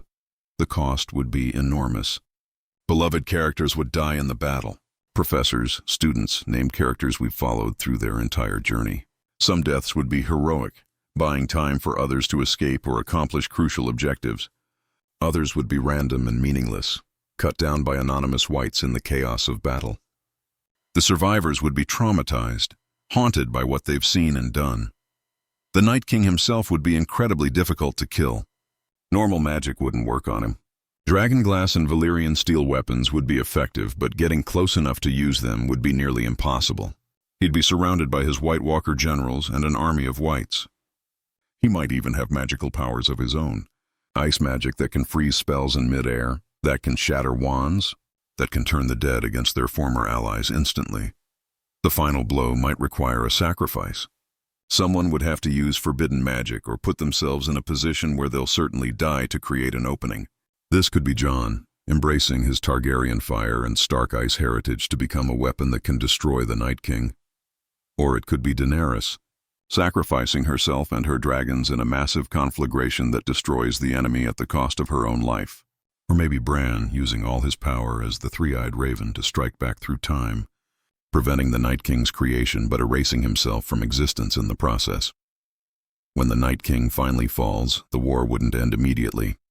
The remaining Whites and White Walkers would continue fighting until they're all destroyed. The cleanup would take weeks, with pyres burning constantly to destroy the dead properly. The count of casualties would be staggering, possibly a quarter or more of the population of Westeros dead. Entire towns would be gone, noble houses extinct, families destroyed. But with the existential threat defeated, the political conflicts would resurface immediately. Different factions would claim credit for the victory. Arguments would erupt over who should rule, what form the government should take, how to rebuild. All the alliances forged in desperation would start to fracture as people remembered their old grievances and pursued their own interests. This is where Daenerys' fall would happen, if it happens. Having saved the world, having proven her power and her worth, she'd expect to be made queen by acclamation. But significant portions of Westeros would resist, preferring other claimants or wanting no monarch at all. Daenerys would see this as ingratitude, as betrayal. She'd argue that she sacrificed everything to save them, and now they won't even acknowledge her right to rule. If Daenerys decided to take the throne by force, burning those who resist, it would lead to another war.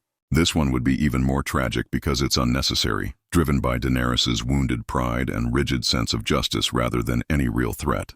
The people who fought beside her would be forced to turn against her, recognizing that she's become a tyrant. Jon would be the one to end it, killing Daenerys to prevent more bloodshed. It would destroy him emotionally, requiring him to betray someone he loved to save the realm. After this, Jon would refuse all offers of power or position, exiling himself or returning to the far north because he couldn't live with what he'd done. Some would call him a hero, others a traitor. Jon wouldn't care about either judgment, too broken by grief and guilt. The question of who rules and how would be answered by Sansa and Tyrion working together. They'd understand that the old system is broken, that the Iron Throne itself represents the problem. Instead of another monarch with absolute power, they'd create a different system. Maybe a council of representatives from different regions, with power shared and balanced. Maybe a constitutional monarchy with strong limits on royal authority. The details would matter less than the principle that power shouldn't be concentrated in one person who can go mad or become tyrannical. Hogwarts would survive and would become even more important in the new order. With so many dead, magical education would be crucial for rebuilding. The school would expand, accepting more students from diverse backgrounds. The house system might be reformed or eliminated, recognizing that sorting children based on personality, traits, and then making them compete reinforces divisions rather than building unity. The relationship between magical and non-magical people would also need to be addressed. The war would have shown that wizards can't hide from or ignore the problems of the wider world. They'd need to be more integrated, using magic to help rebuild, to heal, to make life better for everyone. But this would require overcoming prejudices on both sides, with wizards learning humility and non-magical people overcoming their fear and resentment of magic. Individual character endings would vary. Arya might decide she can never return to normal life, choosing to travel the world, seeing places beyond Westeros, maybe even searching for new lands to the west. She'd be alone but free, carrying her trauma, but also her skills and her hard-won strength. Sansa would stay in the north, becoming a leader of her people. She'd rebuild Winterfell, foster new alliances, work to create stability and prosperity. She'd never forget what she endured, but she'd use those lessons to become a just and effective leader. She might marry for political reasons, or she might remain unmarried, prioritizing her people over personal happiness.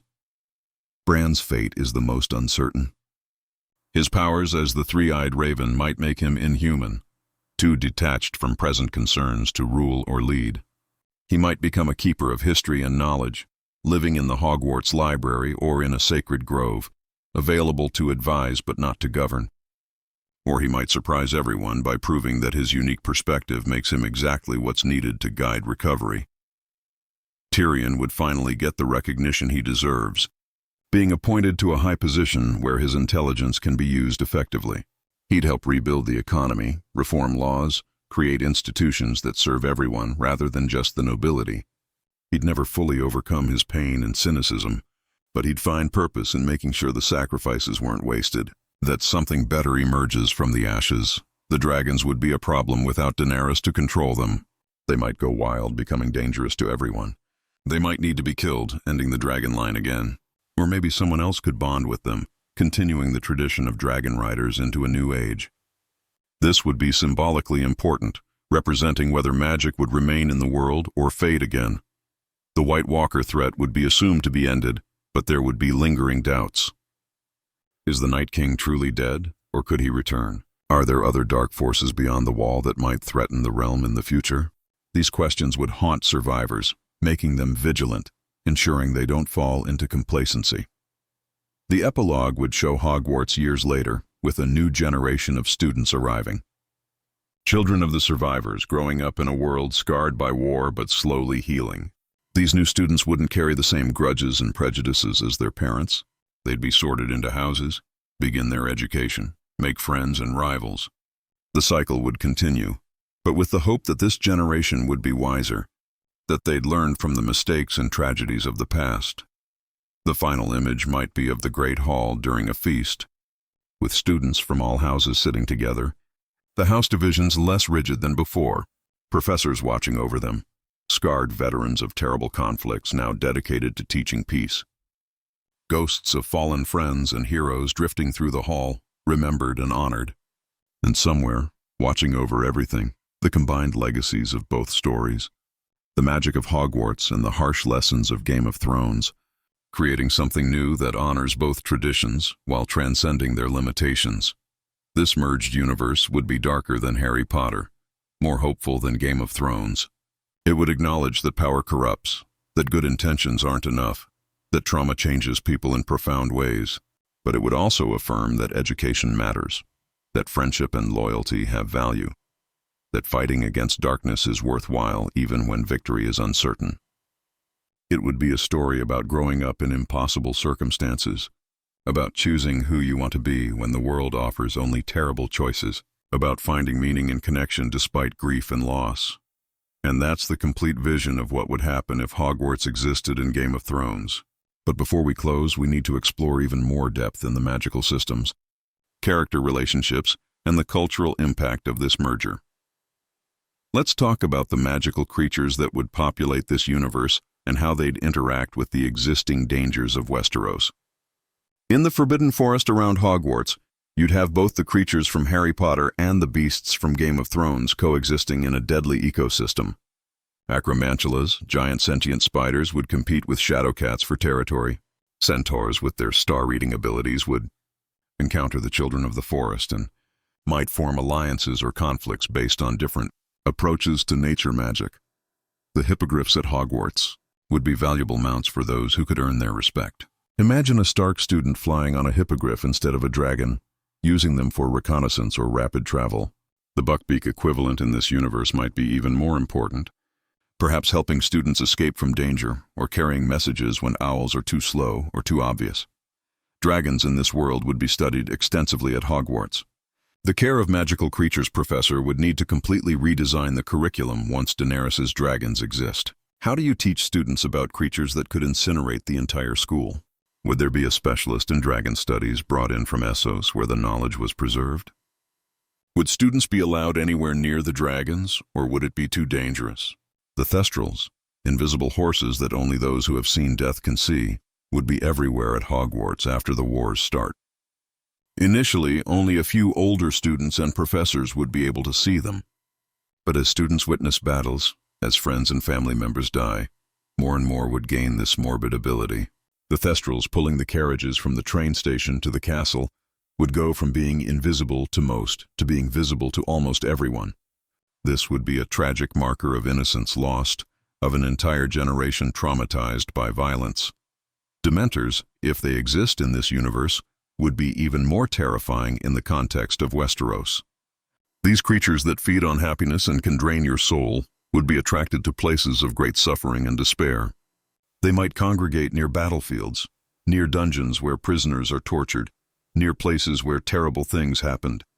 The Patronus charm would be essential defensive magic, but producing a Patronus requires happy memories, and those would become increasingly rare as the wars continue. The magical creatures of Westeros would also need to be integrated. Direwolves, massive wolves from beyond the wall, would be incredibly valuable familiars for those who could bond with them. But they'd also be dangerous, capable of killing a person easily. The bond between a Stark and their direwolf would be more than just companionship. It would be a magical connection, possibly involving warging or other forms of consciousness sharing. Krakens from the Iron Islands would be creatures of legend, rarely seen, but always feared. If the Greyjoys have any magical connection to these beasts, it would make them much more dangerous than most people realize. A wizard who could control or communicate with a Kraken would have a devastating weapon, capable of destroying ships or dragging down coastal fortifications. The ice spiders mentioned in old legends of the White Walkers would be nightmare fuel at Hogwarts. Giant spiders made of ice and dark magic, intelligent and malevolent. If these creatures appeared near the school, it would take the combined efforts of many wizards to fight them off. Students would have nightmares about them, and the mere rumor of ice spiders approaching would cause panic. Now let's explore the economics of magic in more detail, because money and resources would be crucial to understanding power dynamics at Hogwarts. The Lannisters would be the wealthiest family sending students to Hogwarts, and they'd use that wealth as a weapon. They'd donate large sums to the school, getting buildings or wings named after them, ensuring the headmaster was disposed to favor their interests. They'd provide their children with the best equipment money can buy. The finest wands from wand makers in Essos, rare potion ingredients, expensive textbooks with advanced information. Compare this to students from poorer families or minor houses. They'd have second-hand robes that don't quite fit, wands that were inherited or cheap, textbooks that are falling apart. They'd have to be creative, making do with less, borrowing materials from others. Some might turn to illegal activities to get money, stealing from wealthier students, selling homework or test answers, running black market operations for prohibited items. The cost of attending Hogwarts would create a class divide that mirrors Westerosi society. Scholarships might exist for talented students from poor backgrounds, but these students would always feel like charity cases, inferior to their wealthy peers. They'd have to work harder to prove themselves, overcoming not just academic challenges, but social barriers and self-doubt. The economics of potions would be particularly interesting. Rare ingredients would be worth fortunes. A bezoar, which can cure most poisons, would be incredibly valuable in a world where poisoning is a common political tool. Felix Felicis, liquid luck, would be worth more than gold to anyone planning something dangerous or important. The restrictions on who can brew and sell these potions would be a major source of conflict and corruption. Wand making would be a crucial industry controlled by a few skilled craftspeople. The quality of your wand affects your magical ability significantly, so having access to a master wand maker would be a huge advantage. The Lannisters might have an exclusive relationship with the best wand maker, ensuring their children get optimal wands while others make do with mass-produced or poorly matched wands. The market for magical services would be complex. Wealthy families would hire private tutors to give their children extra instruction during summers, getting them ahead of their peers. They'd pay curse breakers to remove dark magic from family heirlooms or recovered treasures. They'd employ permanent healing staff to treat injuries instantly. Poor families would have none of these advantages, struggling to afford even basic magical health care. Let's explore the resistance movements and revolutionary ideas that would emerge at Hogwarts. Not every student would accept the existing power structures. Some would be inspired by ideals of equality and justice, forming secret societies dedicated to changing the system. These student activists would meet in the Room of Requirement or other hidden locations, discussing philosophy and planning actions. These revolutionaries would come from different backgrounds.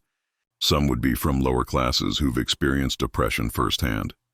Others would be from wealthy families but with strong moral principles, willing to betray their class interests for their ideals. They'd include students from all houses, though Hufflepuff and Ravenclaw might contribute more members than Gryffindor or Slytherin.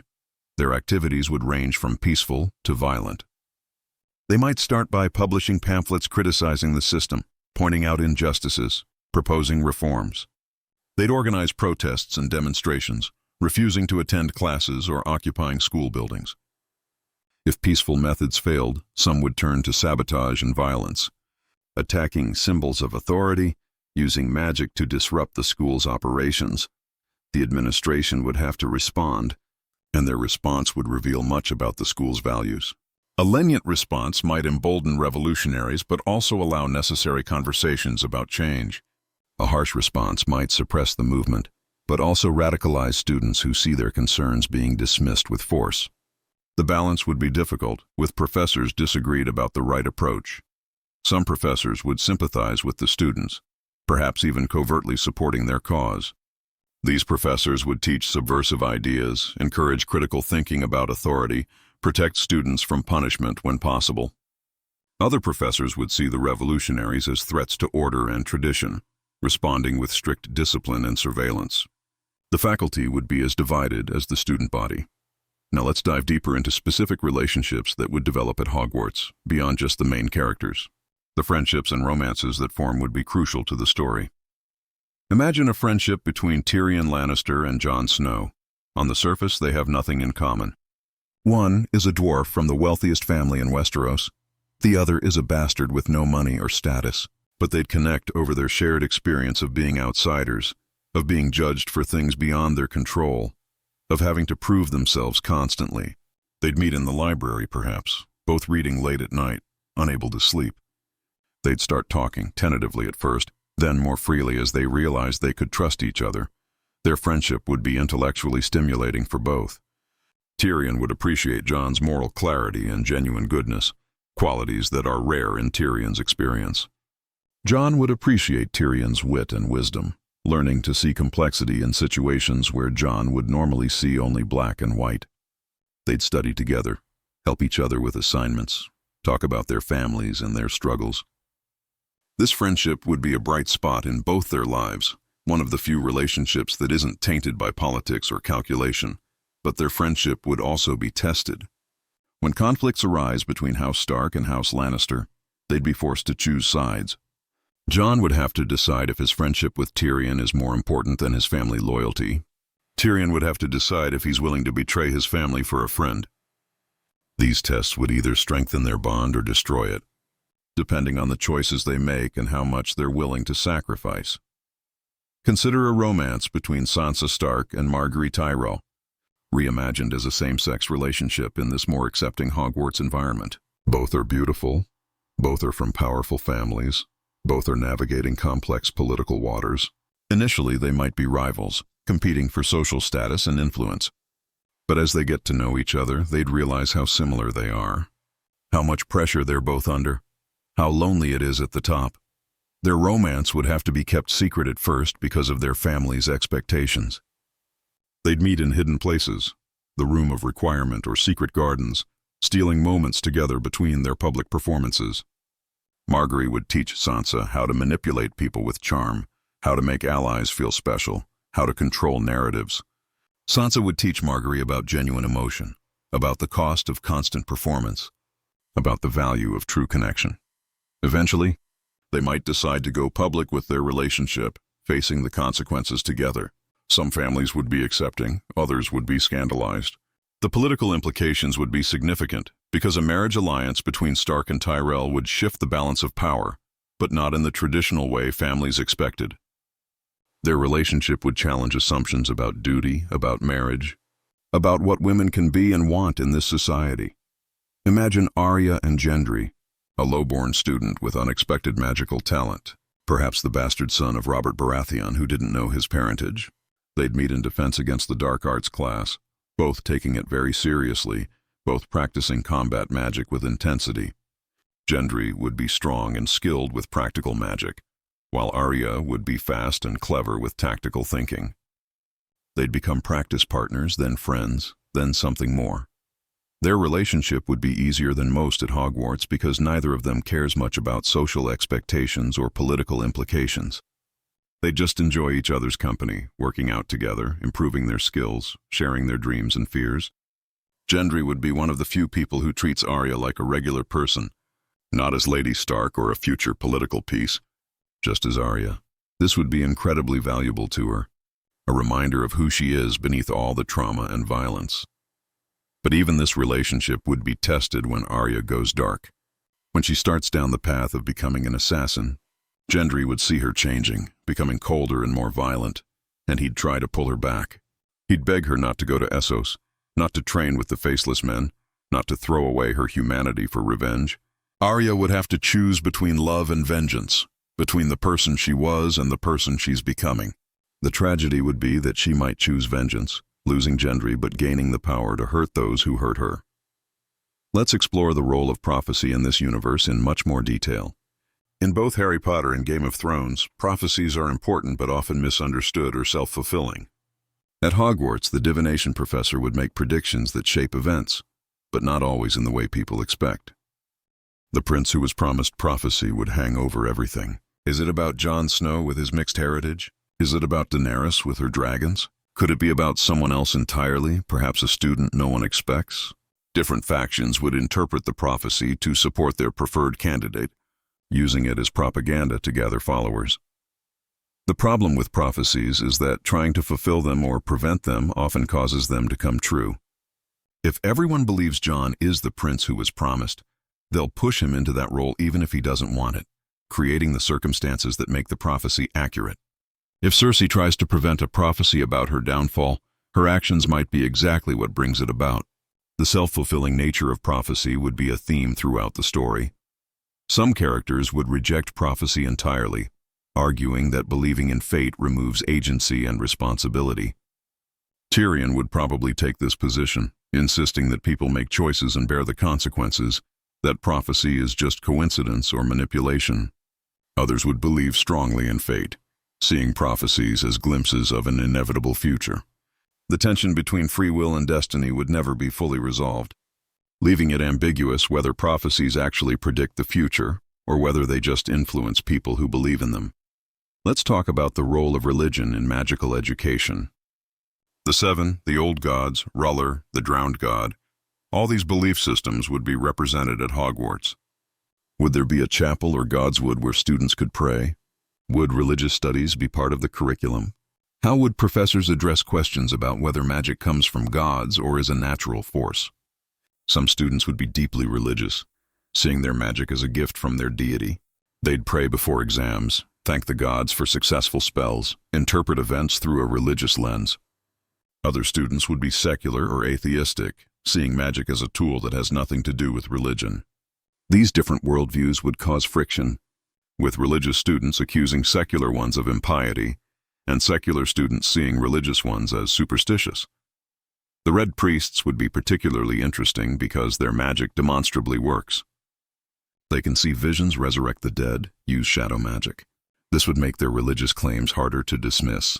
A Red Priest teaching at Hogwarts would challenge students to reconcile different magical systems, to understand how fire magic relates to wand magic, whether they're drawing from the same source or different ones. These theological and philosophical questions would fascinate some students and bore others. Interfaith conflicts would be inevitable. Students who worship the Seven might view worshippers of the old gods as heathens. Ironborn who follow the Drowned God might clash with followers of R'hllor over whose deity is real. The school would have to enforce tolerance and mutual respect, but underlying tensions would always exist. During times of stress, these religious differences could explode into violence. Now let's explore the impact of trauma on magical ability. In our world, trauma affects people's mental health and functioning. In a magical world, trauma might also affect magical power. Someone who's been severely traumatized might find their magic becoming unstable or uncontrollable. Emotions and magic are connected, so intense emotional pain could cause accidental magic even in trained wizards. Characters like Sansa, after her abuse by Joffrey and Ramsay, might find her spells misfiring or failing entirely.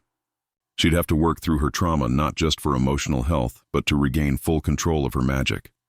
This would require therapy or counseling with a specialized mind healer, working through memories and pain in order to function again. The process would be long and difficult, with setbacks and breakthroughs. Some characters might develop new magical abilities because of trauma.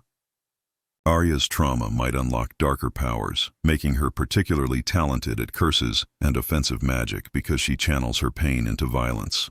Bran's fall and paralysis might be what triggers his greenseer abilities, with the physical trauma opening pathways to magical gifts. Trauma as both a wound and a source of power would be a complex theme. Post-traumatic stress would be common among students who witness or experience violence. They'd have nightmares, flashbacks, panic attacks. Loud noises would trigger them, reminding them of explosions or dragon roars. Certain spells might be triggering, like stunning spells that make them relive being helpless. The school would need mental health resources to support traumatized students, but resources would probably be inadequate for the scale of need. Let's examine the morality of mind magic in detail. Legilimency, the ability to read minds, and occlumency, the ability to shield your thoughts, would be incredibly important in this political environment. Everyone would want to learn occlumency to protect their secrets, but legilimency would be controversial. Reading someone's mind without permission is a fundamental violation of privacy and autonomy. It's essentially magical rape, invading the most private space a person has. Yet it would also be incredibly useful for interrogating suspects, for detecting lies, for intelligence gathering. The ethical debates about when, if ever, mind magic is acceptable would be intense. Some characters would argue that legilimency should be banned entirely, that the potential for abuse is too great. Others would argue it should be regulated but allowed in specific circumstances, like investigating serious crimes. Still others would use it freely, believing that information is more important than rights. Where each character stands on this issue would reveal a lot about their values and morals. The imperious curse, one of the unforgivable curses, would be even more problematic. Controlling someone's mind and body, forcing them to act against their will, is one of the most evil things you can do with magic. Yet it would be tempting for anyone seeking power or revenge. How many characters would cross this line? Would they rationalize it as necessary? Would they regret it afterward? The use of imperious would be a bright line showing which characters have maintained their morality and which have abandoned it. Memory modification, through spells like Obliviate, would raise similar questions. Is it ever acceptable to erase someone's memories? To change their past? To make them forget trauma or truth? Some would use memory magic for benevolent purposes, helping victims forget horror. Others would use it maliciously, covering up crimes or manipulating people. The line between helpful and harmful would be blurry, and characters would have to navigate it carefully. Let's talk about the international dimension of this story. Hogwarts might be the main magical school for Westeros, but Essos would have its own magical traditions and institutions. Students or professors from Essos might bring different perspectives and techniques, challenging Westerosi assumptions about how magic works and should be used.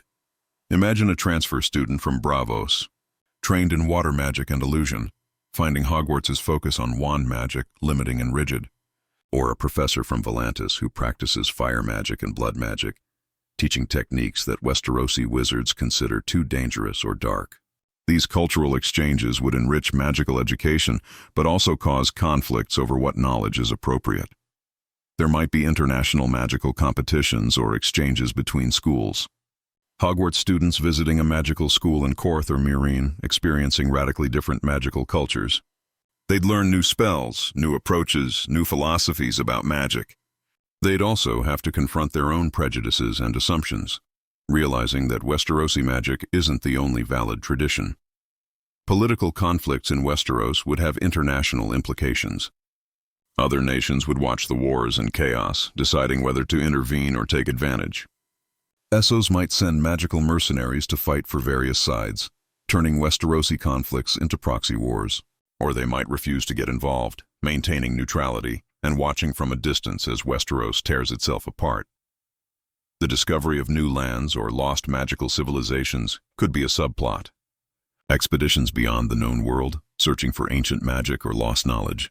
Arya's journey west of Westeros could lead to encounters with completely different magical systems, expanding the universe and our understanding of what magic can be. These discoveries would have implications for the main story, possibly providing solutions to seemingly unsolvable problems. Let's delve into the dark magic that would be present in this universe. Horcruxes, the ultimate act of splitting your soul to achieve immortality, would be tempting to anyone who fears death or is desperate for power. The process requires murder and dark rituals that corrupt the soul. Multiple characters might attempt to create Horcruxes, each one fragmenting their humanity further. Imagine if Cersei created a Horcrux after Joffrey's death, unable to bear the loss and determined never to die herself. The ritual would require her to murder someone, perhaps someone innocent, completing her moral degradation. The Horcrux might be hidden in Lannister family treasure or in a significant location. Finding and destroying it would be a quest for heroes, dangerous and requiring sacrifice. If multiple dark wizards created Horcruxes, there would be fragments of corrupted souls scattered across Westeros. Each one would need to be found and destroyed using specific methods. Fiendfire could destroy them, as could Valyrian steel or basilisk venom if it exists. The quest to eliminate all the Horcruxes would be parallel to fighting the physical threats, a spiritual battle against the darkness in human nature. Blood magic, which uses blood as a power source for spells, would be another controversial dark art. It's more powerful than regular magic but requires sacrifice, either your own blood or someone else's. Some characters would use blood magic sparingly and ethically, perhaps using their own blood for protective spells. Others would use it callously, killing or torturing others to fuel their magic. The philosophical question of whether any knowledge is too dangerous to know would come up repeatedly. Should books about creating Horcruxes or using blood magic be destroyed? Should students be taught about dark magic so they can defend against it? Or does that knowledge corrupt even those who don't plan to use it? Different characters would come to different conclusions based on their experiences and values. Finally, let's explore the epilogue in more detail, showing what happens years after the main conflict's end. The survivors would be middle-aged, scarred by their experiences but trying to build something better. They'd have children of their own now, sending them to Hogwarts with trepidation and hope. Jon's child, whether legitimate or not, would arrive at Hogwarts carrying the weight of his father's legacy. Everyone would know who he is, expecting greatness or fearing he inherited Jon's troubles. The child would have to forge his own identity, separate from the legend of Jon Snow. He might be sorted into a different house than expected, shocking everyone and starting his own unique journey. Sansa's children would be groomed for leadership from birth, taught politics and magic simultaneously. They'd arrive at Hogwarts already skilled and knowledgeable, ahead of their peers. But they'd also carry the pressure of expectations, the need to live up to their mother's example. One might rebel, rejecting the political path to pursue something more pure or creative. The school itself would be changed by everything that happened. New classes might be offered, like trauma healing or peace studies, teaching students how to process grief and build conflict resolution skills. The house system might be reformed, with more inter-house cooperation required and less emphasis on competition. The curriculum might include more practical magic for survival and rebuilding, less focus on ancient theory. Memorials would be everywhere, reminding students of those who died. A wall with names of fallen students and professors, updated regularly during the wars. Statues of heroes in the courtyard, depicting students or teachers who sacrificed themselves to save others. These memorials would serve to honor the dead, but also to teach the living about the cost of conflict, hopefully preventing future wars. The relationship between Hogwarts and the government would be more clearly defined, with explicit protections for academic freedom and student safety.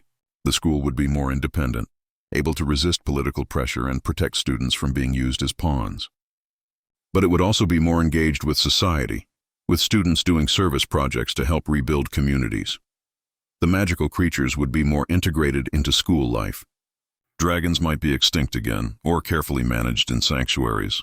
Direwolves might be bred and bonded with worthy students. The Forbidden Forest would be better explored and mapped, with some areas opened for educational purposes and others kept restricted for safety. And in this new era of fragile peace, students would learn from history. They'd study the wars, the mistakes, the moral failures that led to such devastation. They'd debate whether different choices could have prevented catastrophe. They'd visit battlefields and ruins, seeing firsthand the consequences of violence and hatred. The goal would be to ensure that future generations understand what was lost and choose a different path. But human nature doesn't change completely. There would still be bullies at Hogwarts, still be prejudice and cruelty, still be students who sought power over others. The difference would be that the adults in charge, having lived through the worst, would be vigilant.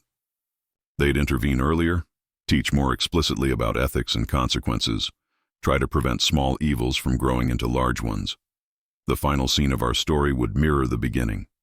Students arriving at Hogwarts for the first time, nervous and excited, being sorted into houses, beginning their magical education. But these students would be different, carrying the legacy of everything that came before. They'd know the stories, the legends, the warnings, and they'd face their own challenges, their own choices about what kind of people they'll become and what kind of world they'll build. The Sorting Hat's song might be different too, emphasizing unity and wisdom over house pride, warning students about the dangers of division and hatred, encouraging them to learn from the past and create a better future. The old hat has seen everything, centuries of students and conflicts, and it would try to guide this new generation toward better choices. And so the cycle continues, with magic and learning and growth and conflict and resolution in this merged universe where Hogwarts exists in the world of Game of Thrones, a world that is brutal and beautiful, terrifying and hopeful, where young people learn not just spells and potions, but hard truths about power, loyalty, and the price of survival.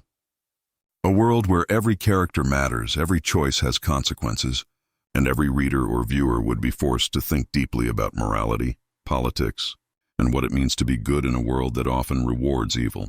That is the complete, comprehensive vision of what this crossover would look like. But let me add some final thoughts on specific magical theory and character moments that would make this world even richer. The wand lore in this universe would be particularly significant. In Harry Potter, wands choose the wizard, with the wand wood and core creating different characteristics. In Westeros, imagine if wands were made from weirwood trees, connecting them to the old gods and the ancient magic of the north. A weirwood wand would be incredibly powerful but also somewhat sentient, carrying the memories of everything that happened near that tree. A Stark with a weirwood wand might hear whispers from their ancestors, receive guidance or warnings from the past.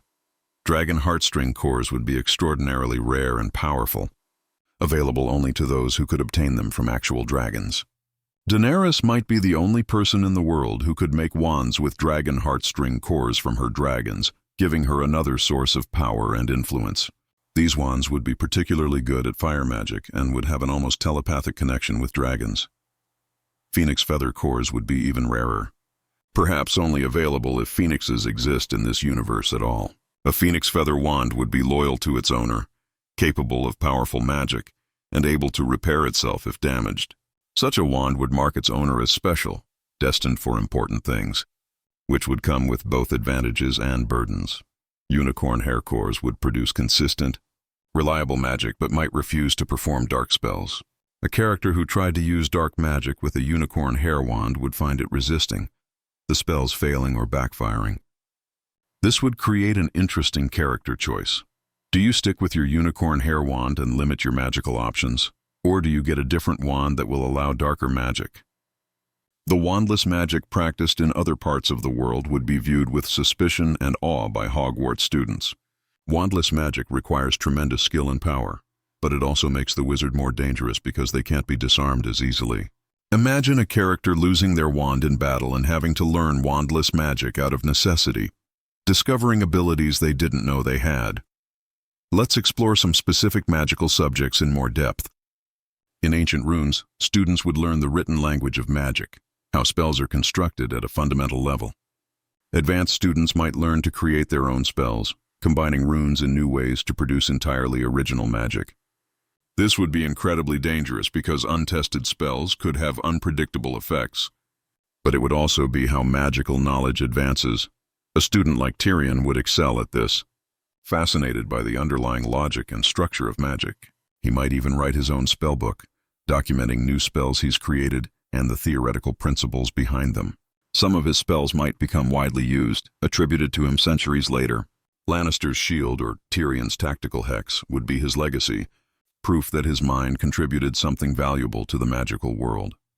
Arithmancy would involve using numbers and equations to predict magical outcomes. How much power does a particular spell require? What are the odds of a potion working correctly? Can you predict when a protective ward will fail? Students who mastered arithmancy would be able to calculate the most efficient ways to use magic, conserving power and increasing effectiveness. In a prolonged conflict like the wars in Westeros, this efficiency could mean the difference between victory and defeat. The study of magical creatures would include dissection and anatomy for older students, understanding how dragons breathe fire, how hippogriffs fly, how acromantulas produce venom would require cutting into dead specimens and studying their internal structures. Some students would be squeamish about this, while others would be fascinated. The ethical questions about killing creatures for study would cause debates, with some arguing it's necessary for knowledge and others arguing it's cruel and disrespectful. Magical medicine would be its own field of study, taught to students planning to become healers. They'd learn diagnostic spells to identify diseases and injuries, healing spells to repair damage, potions to cure illness and restore health. They'd study magical anatomy, understanding how magic flows through the body and what happens when that flow is disrupted. Combat injuries would be common enough that healing magic would be in high demand, with skilled healers saving countless lives. The darker side of magical medicine would involve curses that cause lingering injuries, poisons that resist magical healing, dark magic that corrupts the body from within. Healers would need to understand these things to counter them, but the knowledge could also be used maliciously. A healer who turned dark could be incredibly dangerous, knowing exactly how to cause maximum suffering or create injuries that can't be healed. Let's imagine some specific moments between characters that would define their relationships. Picture Jon and Arya meeting in secret after Arya returns from training with the Faceless Men. Jon barely recognizes his little sister. She's harder, colder, moving like a predator. They'd sit in silence at first, neither knowing what to say. Then Jon would ask if she's okay, and Arya would give him a look that says the question is meaningless. She's alive, she's functional, but okay stopped being relevant years ago. Jon would try to reach her, to remind her of who she was, sharing memories of Winterfell, of their siblings, of simpler times. Arya would listen but remain distant, as if those memories belonged to someone else, someone who died. When Jon asks if she's coming home, Arya would say she has things to finish first, names on her list that still need crossing off. Jon would beg her not to, warning that revenge will consume her, that she'll lose herself completely. Arya would tell him she's already lost, that this is who she is now, take it or leave it. Jon would choose to take it, to love his sister even though she frightens him, to stay connected even when she pushes him away.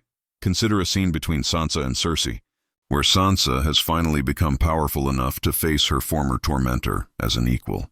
They'd meet privately, perhaps in Cersei's chambers or in a neutral location. Cersei would expect Sansa to gloat or threaten, but Sansa would be perfectly composed, polite even. She'd thank Cersei for the lessons, acknowledging that everything Cersei put her through made her stronger and smarter. Cersei would be unsettled by this, having expected anger or fear. Sansa would explain that she learned from Cersei how to use beauty as a weapon, how to manipulate through perceived weakness, how to be ruthless when necessary. She'd note that Cersei was a good teacher, if perhaps not intentionally. Then Sansa would make a threat so subtle and elegant that Cersei almost misses it, mentioning casually that she knows certain secrets, that certain people are loyal to her now, that accidents can happen to anyone. The message would be clear. Sansa is no longer a victim, and Cersei should be very careful going forward. Imagine Tyrion and Jaime meeting after years apart, after both have been changed by their experiences. Jaime might have lost his wand hand, paralleling his sword hand in the original. They'd talk about their family, about Tywin's death, about Cersei's descent into madness. Tyrion would want his brother to join him in opposing Cersei, while Jaime would be torn between his twin and his conscience. The conversation would be painful because both love each other but are on opposite sides now. Tyrion would point out everything wrong with Cersei, all the atrocities she's committed. Jaime would defend her weakly, unable to fully believe his own arguments anymore. Eventually, Jaime would have to choose, and that choice would define his character. If he chooses Tyrion and the side of right, he'd lose his twin but gain his soul. If he chooses Cersei, he'd lose his brother and remain trapped in a toxic relationship that's destroying him. Picture Daenerys and Jon's first kiss, if they fall in love before knowing they're related. It would happen after a battle or a crisis, emotions running high, both of them alive when they might have died. They'd be alone somewhere, perhaps on the astronomy tower or in the room of requirement. They'd start talking about the burdens of leadership, about loneliness, about fear. They'd realize how much they have in common, how well they understand each other. The kiss would be inevitable and explosive, all the tension and emotion and attraction releasing at once. For both of them, it would feel right, like finding something they'd been searching for without knowing it. The tragic irony would be that this perfect moment is built on ignorance, and once they learn the truth about Jon's parentage, everything would become complicated and painful. Whether they could continue their relationship knowing they're related would be a test of their characters and their cultural conditioning. Now let's consider what the average student experiences, someone who isn't a main character but whose life is still affected by all these events. Imagine a fourth-year Hufflepuff from a minor house in the Reach. Her name is Maris, and she's decent at magic but not exceptional. She has friends across all houses, stays out of politics when she can, just wants to learn and graduate and go home. But the wars make that impossible. Her brother is called to fight for House Tyrell and dies in a battle. She receives the letter during breakfast, reads it, goes numb. Her friends try to comfort her, but what can they say? War is everywhere, death is common. Maris has to continue attending classes, turning in homework, taking exams, while grieving her brother and worrying about her parents. Then a student from a house that's enemies with Tyrell makes a cruel joke about Tyrell casualties, and Maris snaps. She attacks him with magic, not thinking, just reacting. She breaks his nose, maybe gives him a permanent scar. She's put on detention, almost expelled. Her academic record is damaged, and she has to face the reality that she's become violent, that grief turned her into someone she doesn't recognize. Maris represents thousands of students whose lives are disrupted and damaged by conflicts they didn't start and can't control. They're collateral damage in someone else's Game of Thrones. Their stories would be woven throughout the main narrative, reminding us that every war has countless victims beyond the named heroes and villains. Let's think about the professors and their own struggles. Imagine a defense against the dark arts professor who's a veteran of previous wars, traumatized and drinking too much. He's brilliant when sober, teaching students advanced combat magic and sharing hard-won wisdom. But he's unreliable, sometimes not showing up to class, sometimes having flashbacks that terrify students. The administration knows they should fire him, but he's too valuable, one of the few people who can prepare students for real combat. Students would have mixed feelings about this professor. Some would sympathize with his trauma and try to help. Others would resent him for not doing his job properly. The older students who've seen combat themselves would understand him better than the younger ones who still think war is glorious. His eventual fate, whether he finds some peace or destroys himself, would be a subplot that adds depth to the world. Consider a potions professor who's secretly selling ingredients and completed potions on the black market to fund the war effort for her side. She's embezzling from the school, using her position to create poisons and harmful potions for military use. She justifies it as necessary, as doing her part for the cause. But it's still theft and betrayal of her teaching position. When she's eventually discovered, it would raise questions about where loyalty lies, whether personal politics can justify professional misconduct.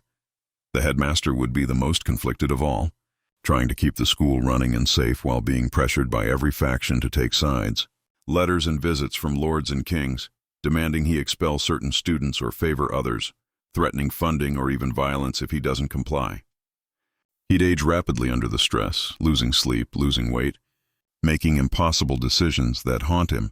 There might be a moment where the headmaster has to decide whether to allow soldiers onto school grounds to arrest a student accused of treason.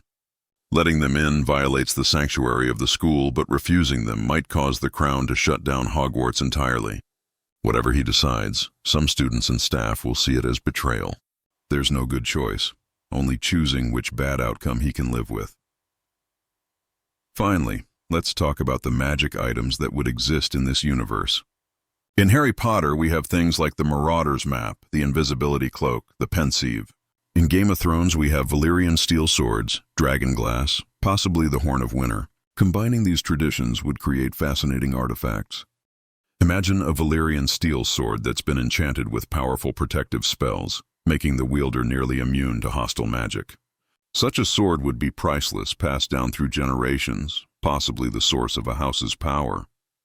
Different families would have different legendary items, creating inequality in magical power based on inheritance. Or picture a pensieve that can store not just memories, but also magical knowledge and skills. A master duelist could store their combat experience in the pensieve, and someone else could view it and temporarily gain those skills. This would revolutionize training and education, but also raise ethical questions about whether borrowed skills really belong to you or if they're a form of cheating. Consider magical portraits that can actually advise and teach, not just make conversation. A portrait of a legendary wizard could continue teaching students centuries after his death, passing on knowledge that would otherwise be lost. But these portraits would also have their own biases and agendas, and students would have to learn to take their advice critically. There might be ancient magical artifacts from the Age of Heroes, buried in Hogwarts or hidden in the Forbidden Forest. Discovering one could give a student immense power, but also attract danger from everyone who wants to take it. The race to find and control these artifacts would drive plots and conflicts throughout the story. And with all these elements combined, all these characters and conflicts and magical systems and moral questions and political struggles, you'd have a story that could go on for multiple books or seasons, that would challenge and entertain audiences, that would make them think deeply about power and responsibility and the choices that define us. That's what Hogwarts and Game of Thrones would really be like. An epic tale of magic and war, innocence lost and wisdom gained, death and survival, and the stubborn persistence of hope, even in the darkest times. A story that honors both source materials while creating something new, something that could stand on its own as a legitimate addition to both canons. And that truly, completely, comprehensively, is how you would answer the question, what if Hogwarts existed in Game of Thrones? But here's where it gets interesting. In the wizarding world, what matters is magical ability, not birth status. Hermione Granger is Muggle-born, but she's one of the most talented witches of her generation. If John proved himself to be a powerful wizard, he could earn respect and recognition based on his own merit, not his name. This would be incredibly empowering for him. He'd finally have a way to prove his worth that has nothing to do with his parents. I imagine John would throw himself into his studies, particularly defense against the dark arts, and any subjects related to fighting the darkness beyond the wall. He'd be one of the best students in his year. Driven by the need to prove himself, John's Patronus would definitely be a direwolf, specifically Ghost. The Patronus charm, which creates a guardian from your happiest memories, would be perfect for John. His happiest memories would probably be times with his siblings at Winterfell, or moments with Ghost, and a white direwolf Patronus would be distinctive and powerful. A symbol of John's connection to the Stark family even if he's a bastard. In terms of romance, John at Hogwarts would still be honor-bound and serious. His relationship with Ygritte couldn't happen in this version since he wouldn't go north of the wall. But perhaps he'd fall for a fellow student, maybe someone from a different house or even a different region. Imagine if John fell for a Targaryen student not knowing his true heritage. The dramatic irony would be incredible. Or maybe he'd be drawn to someone who doesn't care about his bastard status. Someone who values him for who he is rather than his name. John would also be involved in stopping the White Walker threat, but in a different way. Instead of becoming Lord Commander of the Night's Watch, maybe he'd be part of a student expedition north of the Wall to investigate the growing danger. He and his friends would discover the White Walker's return, and they'd have to convince the adults that the threat is real. It would be like a darker version of Harry Potter's constant warnings about Voldemort that no one believes. Arya Stark would be fascinating at Hogwarts. She'd definitely be in Gryffindor, brave and fierce and unwilling to follow the rules. But Arya would struggle with the structure of Hogwarts. She'd hate sitting in classes learning theory when she wants to be doing practical magic. She'd constantly get in trouble for sneaking out, for hexing students who annoyed her, for refusing to act like a proper lady. In many ways, she'd be like a female version of the Marauders, always pushing boundaries and getting into mischief. Arya would excel at defense against the dark arts and any practical combat magic. She'd probably sneak into the restricted section of the library to learn more advanced and dangerous spells. The whole storyline where Arya trains with the Faceless Men in Braavos could be adapted to a Hogwarts context. Maybe she discovers a secret society within Hogwarts, a group of students learning ancient assassination magic.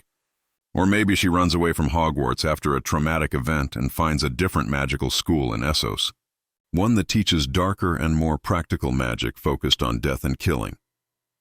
Arya's list of names could still exist at Hogwarts. Instead of planning to kill them with a sword, she'd be planning to use magic. She'd practice curses and hexes, preparing for the day when she could take revenge. This would make her character darker and more dangerous, because magic offers so many ways to hurt or kill someone. Would Arya cross the line and use unforgivable curses? The killing curse would be tempting for someone seeking revenge, but using it would mark her as a dark witch. It would be a powerful arc, watching Arya struggle with how far she's willing to go for vengeance. Arya's relationship with her direwolf Nymeria would also be different. Could she bring Nymeria to Hogwarts as her familiar? Probably not. Direwolves are too dangerous and too large. But maybe she'd find a way to keep Nymeria hidden in the Forbidden Forest, visiting her secretly.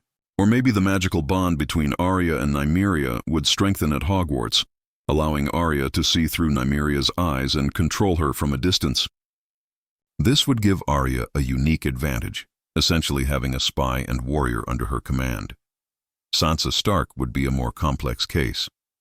She'd probably be in Gryffindor because she's a Stark, but honestly, Sansa would fit better in Slytherin or Hufflepuff. Early Sansa is naive and dreams of being a princess, which doesn't really fit any house perfectly. But as she grows and learns to play the Game of Thrones, she becomes cunning and politically savvy. If the Sorting Hat could see her potential, it might put her in Slytherin. This would be devastating for Sansa, who wants to be like her mother and be accepted by her family. Being sorted into a different house than her siblings would feel like rejection. At Hogwarts, Sansa would initially struggle because she's not naturally talented at magic and she doesn't love learning for its own sake. But she'd work hard, she'd be polite to her teachers, and she'd make friends with the right people. Sansa's real talent would be in social manipulation, understanding people, building alliances. She'd be the student who knows everyone's secrets, who can smooth over conflicts, who always knows the right thing to say.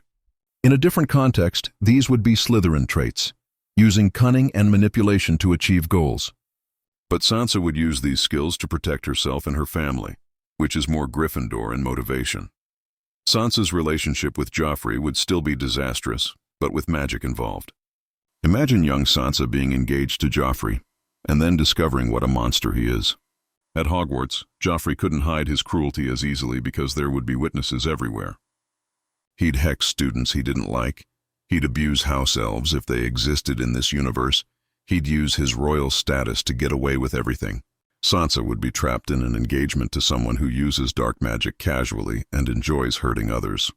Eventually, she'd learn to fight back, using subtle magic to protect herself and undermine Joffrey's power.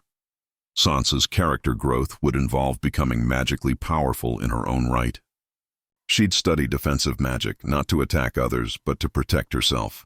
She'd learn charms and potions that could help her survive in a dangerous political environment.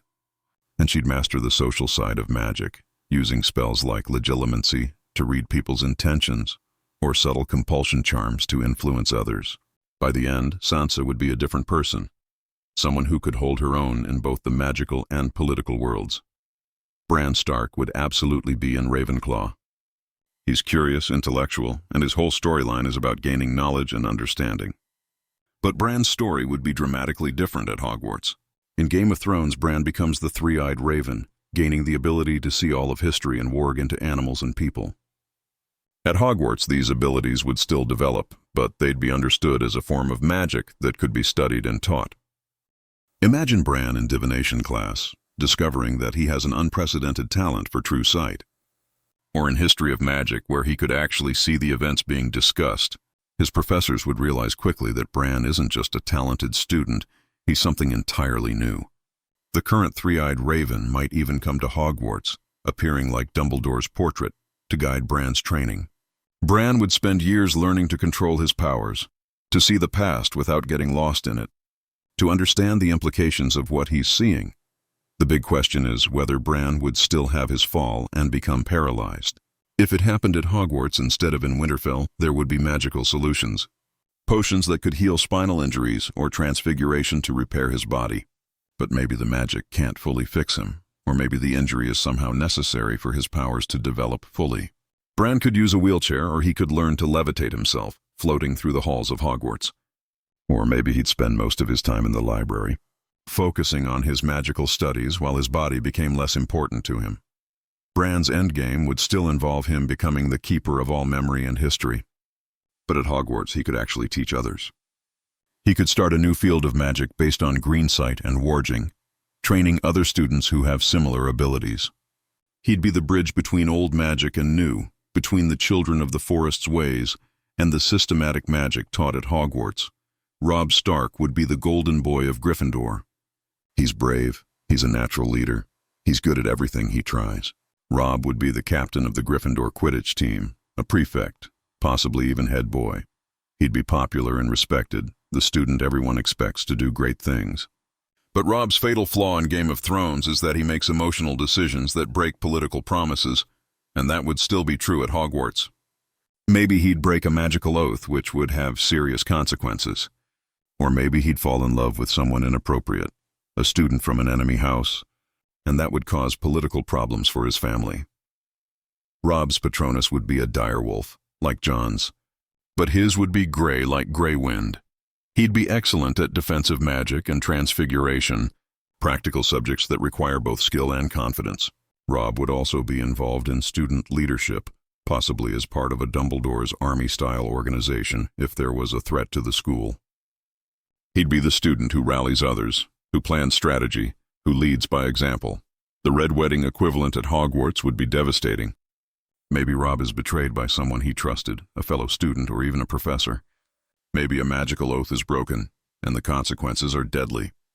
Robb's death would shock the entire school and would escalate tensions between the houses to a dangerous level. It would be the moment when everyone realizes this isn't just school rivalry anymore. People are actually dying because of politics and betrayal. Daenerys Targaryen at Hogwarts would be complicated because she starts Game of Thrones as an exile with no power, and she ends as a powerful queen with dragons. Where does she fit into the Hogwarts timeline?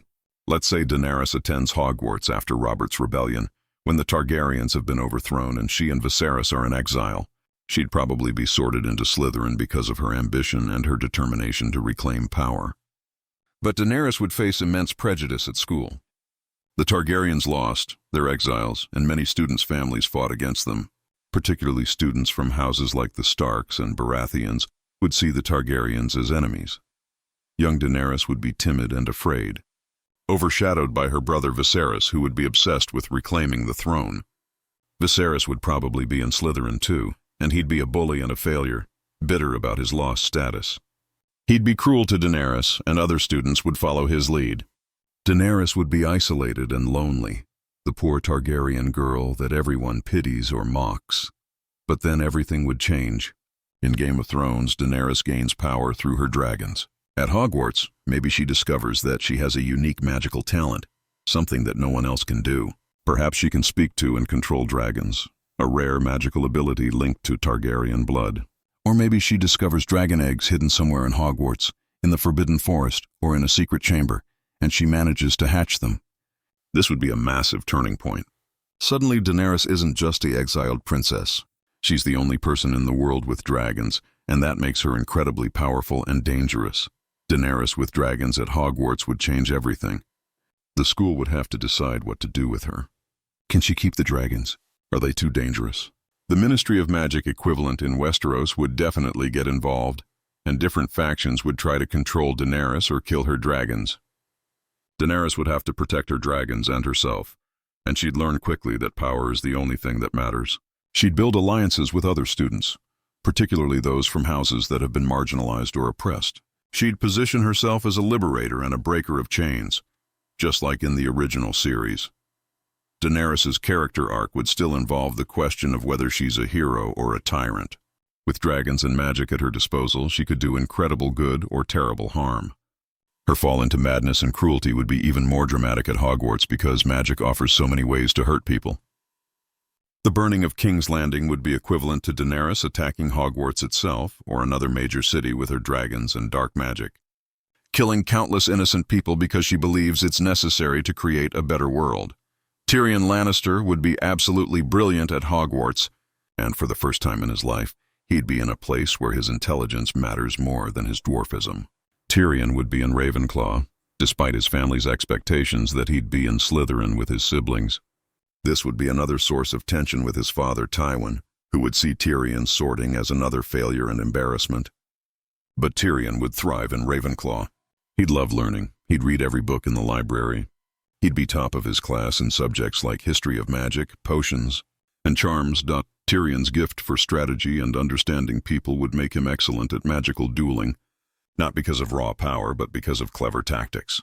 He'd use spells in unexpected ways, combine different types of magic, always stay one step ahead of his opponents. In a way, Tyrion would be like Professor Flitwick, the charms master who was a dueling champion despite being small. Size doesn't matter in magical combat, only skill and creativity. Socially, Tyrion would still face prejudice because of his appearance, but he'd also find friends who value him for his mind and his humor. He'd probably be close with other Ravenclaw students who appreciate intelligence and wit. He'd also drink too much, just like in Game of Thrones, using alcohol to cope with his family's rejection and the world's cruelty. There would be scenes of Tyrion sneaking fire whiskey into the Ravenclaw common room, getting drunk and making bitter jokes about his family. Tyrion's relationship with Shay or a similar character could still happen at Hogwarts. Maybe he falls for a serving girl who works in the kitchens, or a student from a lower-class background. The relationship would be secret and complicated, and it would end badly, just like in the original series. Tyrion would be betrayed by someone he loved, and it would harden him and make him more cynical. Tyrion's greatest contribution at Hogwarts would be his strategic mind. If there was a war or a major conflict, Tyrion would be the one planning defenses, setting up wards, figuring out how to defeat the enemy. He'd be like Hermione in the Harry Potter series, the brains behind the operation even if he's not the main hero. And Tyrion's arc would still involve him eventually being appreciated for who he is, finding people who value him, and using his talents to make a real difference in the world. Cersei Lannister at Hogwarts would be terrifying. She'd be in Slytherin, obviously, and she'd be beautiful, charming to those she needs to impress, and absolutely ruthless to anyone who crosses her. Cersei would use every advantage at her disposal, including her family's wealth and power, her good looks, and her increasingly dark magic. She'd be jealous of anyone who gets more attention or praise than her, and she'd sabotage them without hesitation. Cersei would be particularly skilled at potions, creating poisons, and dark brews. She'd also excel at defense against the dark arts, but only the offensive parts. Cersei would learn curses and hexes, spells designed to hurt and control others. As she gets older and more paranoid, she'd start dabbling in truly dark magic, creating Horcruxes or using blood magic, anything to gain more power and protect herself and her children. Her relationship with Jaime would be even more disturbing at Hogwarts because they'd be together constantly, in the same house if not the same year. Their inappropriate relationship would be a dark secret that could destroy both of them if revealed. They'd have to sneak around, using magic to hide their meetings, always terrified that someone would find out. This would contribute to Cersei's paranoia and her willingness to do anything to protect her secrets. Cersei's hatred of Tyrion would be even more pronounced at Hogwarts. While Tyrion thrives in Ravenclaw, proving that intelligence matters more than appearance, Cersei would seethe with jealousy and rage. She'd try to sabotage him, spreading rumors, maybe even trying to hurt him with magic. Their conflict would be one of the major ongoing dramas at the school, with other students forced to take sides. Cersei's eventual madness, her blowing up the Sept of Baelor equivalent, would be even more dramatic with magic. Maybe she discovers some kind of ancient destructive spell, or she creates a magical catastrophe that kills hundreds of people. She'd justify it as necessary, as protecting her family and her power, but everyone would see it for what it is, the action of a tyrant drunk on power and paranoid about losing it. Jaime Lannister would start out as the golden boy of Slytherin, He'd be handsome, talented at magic, from a powerful family. He'd be arrogant and cocky, known for his dueling skills and his looks. Jaime would be sorted into Slytherin like his sister, and their inappropriate relationship would be his darkest secret. Early Jaime would seem like the perfect Slytherin, ambitious and confident, destined for greatness. But Jaime's character arc would be all about disillusionment and redemption. Maybe there's a moment, like the Mad King incident in the original series, where Jaime has to make a choice between honor and duty. Maybe he's forced to betray someone to protect innocence, and he's judged harshly for it even though he did the right thing. This would start Jaime questioning everything he believes about honor, loyalty, and power. Jaime's relationship with Brienne would still be central to his redemption. Brienne would probably be in Gryffindor, and she'd be everything Jaime is not. Genuinely honorable, brave without arrogance, caring about others rather than glory. Their friendship would be unlikely and transformative for both of them. Jaime would learn from Brienne what true honor means, and Brienne would learn from Jaime that the world is more complicated than she thought. If Jaime loses his wand hand instead of his sword hand, that would be a devastating blow. A wizard without the ability to properly hold and use a wand would be crippled, possibly unable to perform magic at all. Jaime would have to relearn everything, maybe using wandless magic or a prosthetic wand hand, or finding creative ways to cast spells. This disability would humble him and force him to become a different person, someone who values things other than magical power. Joffrey Baratheon would be the Draco Malfoy of this universe, except worse because he'd actually become king. Joffrey would be in Slytherin, and he'd be a bully from day one. He'd use his royal status to get away with everything, torturing other students, using dark magic without consequences, enjoying cruelty for its own sake. Joffrey would be the student everyone hates but no one can touch because his mother is the queen and his family is too powerful. Joffrey would be particularly terrible in classes like Care of Magical Creatures, where he'd hurt animals for fun.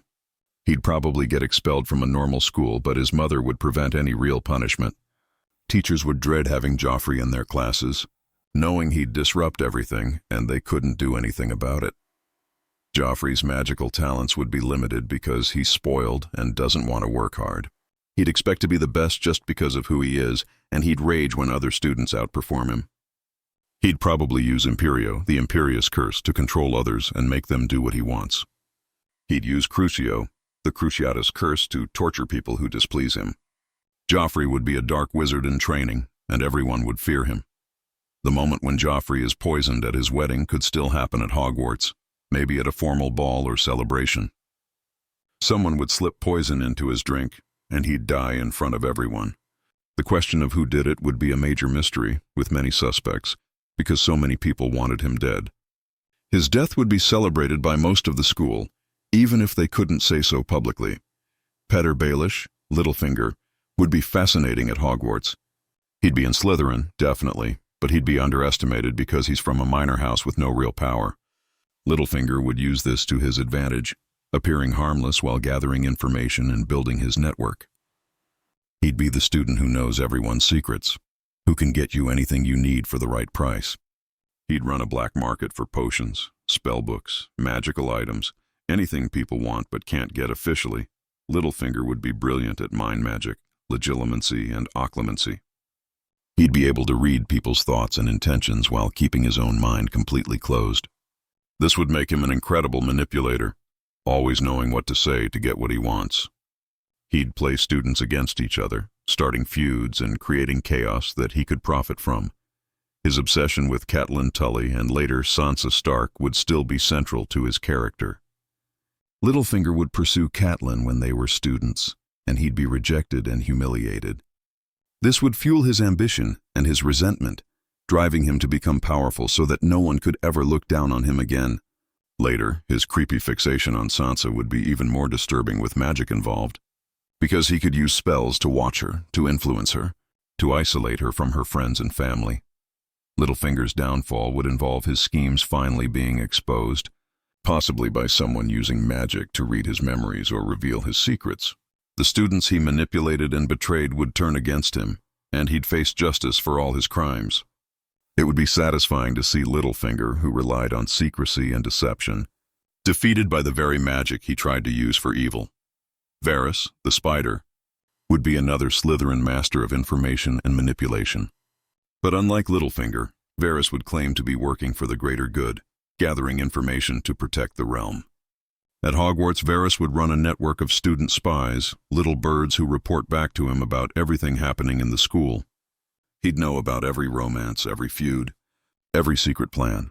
Varys would probably be magically talented but specialize in subtle magic, spells for eavesdropping, for disguising himself, for sending messages. He'd be a master of the disillusionment charm, making himself nearly invisible. He'd use extendable ears and other magical tools to spy on private conversations. And he'd share information selectively, always working toward his own goals while appearing to be helpful. The conflict between Varys and Littlefinger would be a fascinating subplot. Two spy masters with different philosophies battling for control of information and influence. They'd both be trying to manipulate the same students and situations, working at cross purposes, neither trusting the other. Eventually, one of them would outmaneuver the other, and the consequences would ripple through the entire school. Now let's talk about the magical threats that would exist in this combined universe. The White Walkers are the most obvious and most dangerous. In Game of Thrones, the White Walkers are an existential threat that most people don't take seriously until it's almost too late. At Hogwarts, the White Walkers would be studied in defense against the dark arts, at least theoretically. There would be old books about them, ancient warnings. But most people would think they're extinct or mythical. When the White Walkers start returning and attacking settlements near the Wall, Hogwarts would have to respond. The school might send professors and older students north to investigate and help defend against the threat. This would be like the Order of the Phoenix in Harry Potter, a group of wizards fighting against a dark force that most people don't believe exists. Students would volunteer to help, seeing it as their duty or seeking glory.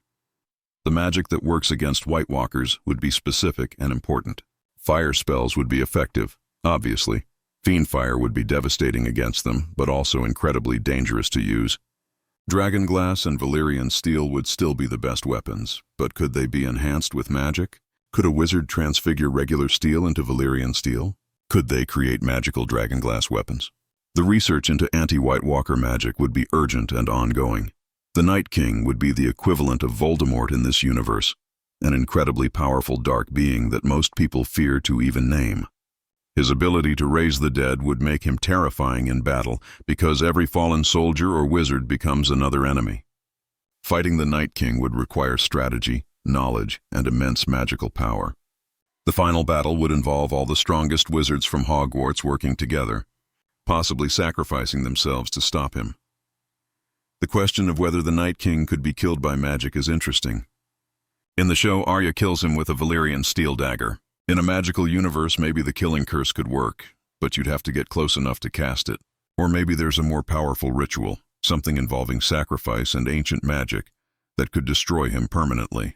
The prophecy about the prince who was promised could be interpreted as a magical prophecy, foretelling a wizard who would have the power to defeat the Night King. Dragons in this universe would be even more significant because they're already magical creatures, and now you're adding wizard magic on top. A wizard who could command dragons would be unstoppable in battle. Daenerys' dragons would be the only ones in existence, at least initially, making her incredibly powerful. But could other wizards learn to control them? Could someone use the Imperious Curse on a dragon? These would be major plot points. The interaction between dragonfire and magic would be important to understand. Can shield charms protect against dragonfire? How strong would the shield need to be? Could a wizard fight a dragon one-on-one and survive? Probably not, unless they were incredibly skilled and prepared. Dragons would be treated like weapons of mass destruction, incredibly powerful but also incredibly dangerous to everyone around them. The possibility of breeding more dragons would be a major concern. In Game of Thrones, dragons were extinct, and then Daenerys hatched 3. At Hogwarts, if dragons could be bred and raised, different houses and factions would want to do it. There would be ethical debates about whether it's responsible to bring back dragons when they're so dangerous. There would be power struggles over who gets to control them. Dragons would become the ultimate status symbol and weapon, and wars might be fought over them. The political structure of the wizarding world in Westeros would be complicated. In Harry Potter, there's the Ministry of Magic, which governs all wizards in Britain. In Westeros, would there be a single magical government, or would each kingdom have its own? I think there would be a wizarding council, similar to the small council that advises the king, but specifically for magical affairs. This council would have representatives from different regions and would try to regulate magic use and prevent abuse. But just like in Game of Thrones, this council would be corrupt and ineffective. Different factions would try to control it, using their influence to benefit their families and regions. The council would have laws about acceptable magic use, about who can practice magic, about how magical disputes are resolved. But these laws would be enforced unevenly, with powerful houses getting away with things that would get a commoner executed. There would also be the question of how non-magical rulers relate to wizards. Is the king of Westeros magical himself? If not, does he resent wizards and try to limit their power? Or does he try to control them and use them for his own purposes? Robert Baratheon would probably be suspicious of wizards and want to keep them away from court. Joffrey would want to use them as his personal weapons. Tommen would be too weak to control them effectively. The relationship between Hogwarts and the Iron Throne would be tense. Hogwarts would want to remain neutral and independent, but the Crown would want to have influence over what's taught and who's trained. There would be constant political maneuvering, with the Crown trying to place loyalists as professors or headmaster, and Hogwarts trying to resist. Eventually, there might be a complete break, with Hogwarts declaring independence from the Seven Kingdoms, which would lead to conflict. The Maesters of the Citadel would be in direct competition with Hogwarts for influence and prestige. The Maesters have spent centuries positioning themselves as the source of all knowledge in Westeros. Every lord has a Maester advisor. Every major decision involves Maester Council. But if wizards are available, who needs Maesters? A wizard can communicate instantly across vast distances, while a Maester's raven takes days. A wizard can heal injuries that Maesters can't touch. A wizard can see the future, while Maesters can only predict based on past patterns. The Maesters would fight back by spreading propaganda about how unreliable and dangerous magic is. They'd point to every magical accident and dark wizard as proof that magic can't be trusted. They'd lobby the Crown to pass laws restricting magic use. They'd even work to undermine Hogwarts directly, trying to close it down or take it over. There might be Maesters who infiltrate Hogwarts as students or staff, trying to learn magical secrets to use against wizards. Some Maesters would realize they're fighting a losing battle and try to integrate magic into their own studies. These progressive Maesters would attend Hogwarts or study with wizards, trying to understand magic scientifically. They'd write treatises on the theory of magic, trying to fit it into their worldview. But they'd be opposed by traditional Maesters who see magic as antithetical to knowledge and reason. The Faith of the Seven would have strong opinions about magic. Depending on the High Septon in power, the Faith might declare magic to be a gift from the gods that should be respected, or they might declare it to be sinful and heretical. The more fundamentalist Sparrows would definitely be anti-magic, seeing it as hubris and an affront to the natural order. They'd persecute wizards, destroy magical items, try to close Hogwarts. This would lead to a religious conflict within Westeros, with pro-magic and anti-magic factions. Wizards would have to hide their abilities in some regions, particularly in the most religious areas. There might be witch hunts, where suspected magic users are arrested and tried. Hogwarts would become a refuge for these persecuted wizards, a place where they can be safe and practice magic freely. But this would also make Hogwarts a target for religious extremists. The old gods of the North would be more accepting of magic, because the North has always been connected to ancient magic. The weirwood trees, the children of the forest, the green seers, these are all magical in nature. Northern houses would be more comfortable with their children attending Hogwarts and practicing magic. But even in the North, there would be some who fear magic and prefer the old ways without formal magical education. The drowned god of the Iron Islands would be interesting because the Ironborn already have some connection to magic through their belief system. The priests of the drowned god perform CPR that they call bringing someone back from drowning, which could be seen as a form of resurrection magic. Would the Ironborn embrace Hogwarts-style magic, or would they see it as foreign and weak compared to their own traditions? Probably the latter, which would mean few Ironborn students at Hogwarts. Ruller, the Red God, is already explicitly magical in Game of Thrones. The Red Priests can see visions in flames, they can resurrect the dead, they can summon shadow assassins. How would their magic interact with Hogwarts magic? Are they different systems, or are they the same fundamental force used in different ways? I think the Red Priests would see themselves as superior to Hogwarts wizards because their magic comes from faith and divine power, while wizard magic is just learned technique. But in practice, both types of magic would be powerful in different ways. The possibility of combining different magical traditions would be fascinating. What if a wizard trained at Hogwarts also studied with the Red Priests? Could they combine spell-based magic with fire visions? What if someone learned both wizarding and the old magic of the children of the forest? They might become incredibly powerful, able to do things that specialists in only one tradition couldn't manage. But mixing magical systems might also be dangerous, possibly causing unpredictable results or even madness. The economic implications of magic in Westeros would be huge. Wizards could create things that would otherwise require extensive labor. They could repair broken items, making them last forever. They could heal diseases, reducing mortality and increasing population. They could improve agriculture with weather magic and plant growth charms, solving food scarcity. Magic would make society fundamentally different and potentially much better off, but there would also be problems. If wizards can create things easily, what happens to all the craftsmen and workers? Magical automation might put thousands of people out of work. There would be resentment from the non-magical population, feeling that wizards are taking their jobs and their livelihood. This could lead to anti-wizard sentiment and violence, with mobs attacking wizards they see as responsible for their poverty. The question of magical inequality would be central. If you're born with magic, you have opportunities and power that non-magical people could never have. If you're born without magic, no amount of hard work will let you cast spells. This would create a permanent underclass of non-magical people who are structurally disadvantaged. Some wizards would argue that they have a responsibility to use their power to help others. Other wizards would argue that they earned their power through study, and that they don't owe anything to anyone. Hermione's Spew, the Society for the Promotion of Elfish Welfare, would have an equivalent in this universe focused on the rights of non-magical people. There would be activists arguing for laws to protect the non-magical from magical abuse, for regulations on what magic can be used for redistribution of magical resources. These activists would face opposition from powerful wizards who benefit from the current system and don't want to give up their advantages. The possibility of intermarriage between magical and non-magical people would be another source of tension. In Harry Potter, this happens all the time, and children inherit magic randomly. In Westeros, where bloodline and inheritance are everything, magical ability would become another trait that families try to breed for. Noble houses would desperately want magical heirs, so they'd try to arrange marriages with magical partners. This would completely change the marriage market in Westeros. Imagine the political implications of this. A minor house with many magical children would suddenly become very desirable as marriage partners for major houses.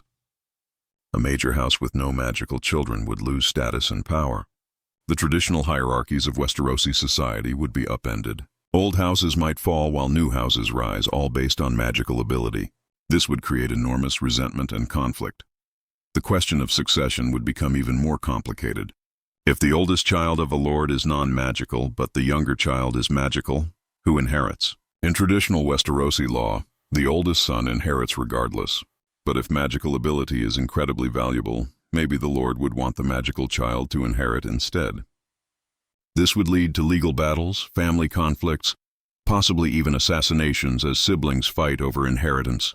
The role of women in this magical Westeros would be different too. In Game of Thrones, women have limited power and few options. They can't inherit in most cases. They can't fight. They're expected to marry and produce heirs. But if a woman is magical, she has power in her own right. She can't be dismissed or controlled as easily. Magical women would have more freedom and more options than non-magical women, which would be a significant social change. This would lead to resistance from traditionalists who believe women should know their place. They'd argue that women using magic is unnatural, that it disrupts the proper order of society. There would be laws in some regions restricting what magic women are allowed to learn or use. But these laws would be increasingly hard to enforce as magical women prove their worth and refuse to be limited. The dark side of magic would be a constant threat in this universe. In Harry Potter, dark magic is tempting because it's powerful and offers shortcuts. In Westeros, where violence and cruelty are common, dark magic would be even more appealing. There would always be students willing to use unforgivable curses to get what they want, to hurt their enemies, to gain power. Hogwarts would have to work constantly to prevent the spread of dark magic and to stop students from going down that path. The Horcrux concept would be terrifying in Westeros. The idea that you can split your soul and become immortal by murdering someone would appeal to many power-hungry lords and wizards. We might see multiple dark wizards creating Horcruxes, trying to cheat death. The professors at Hogwarts would have to teach students about Horcruxes so they can recognize and destroy them. But this knowledge itself would be dangerous because it tells students how to make them. The unforgivable curses would probably be legal in war, but illegal in peacetime. Similar to how certain weapons are banned by conventions in our world, but enforcement would be weak, because powerful people could use the curses and face no consequences. The Imperious Curse would be particularly problematic because it could be used for political manipulation, making someone vote a certain way or reveal secrets. The question of how to prove someone was under Imperious would be a major legal issue. The Dementors from Harry Potter would need an equivalent in this universe. Maybe they're connected to the White Walkers somehow, creatures of cold and death that feed on happiness. Or maybe they're a separate threat, dark creatures that serve the magical government as prison guards and executioners. Dementors patrolling the dungeons of the Red Keep, ready to punish anyone who breaks magical law. The Patronus charm would be essential defensive magic that every wizard needs to learn. Speaking of prisons, where would dark wizards be imprisoned in Westeros? In Harry Potter, there's Azkaban, a fortress guarded by Dementors. In Westeros, maybe there's a magical prison on one of the islands, or a sealed section of the black cells beneath the Red Keep. This prison would need to be heavily warded to prevent escape, because any competent wizard could break out of a normal prison. There would be cells that suppress magic, chains that bind a wizard's power, all kinds of specialized security. The possibility of magical warfare would change how battles and wars are fought in Westeros. In the original Game of Thrones, battles are about numbers, strategy, and individual combat skill. In this magical version, battles would involve wizards on both sides casting spells, trying to breach wards, attacking from a distance. A small force of skilled wizards could defeat a much larger non-magical army. This would make wizards incredibly valuable as military assets. Imagine the Battle of the Blackwater with magic involved. Tyrion's wildfire strategy would be enhanced with incendiary spells, making the fire spread further and burn hotter. Stannis' fleet would have wizards trying to protect the ships with shield charms. The walls of King's Landing would be warded against magical attacks. The entire battle would be a magical duel on a massive scale, with hundreds of wizards on each side fighting while the regular soldiers battle below. The strategic use of magic in war would develop its own doctrine and theory. There would be textbooks about magical warfare, classes teaching military strategy with magic. Students at Hogwarts who plan to become soldiers or commanders would study these subjects intensively. The professors who teach these classes would be veterans of magical wars, scarred and traumatized by what they've seen and done.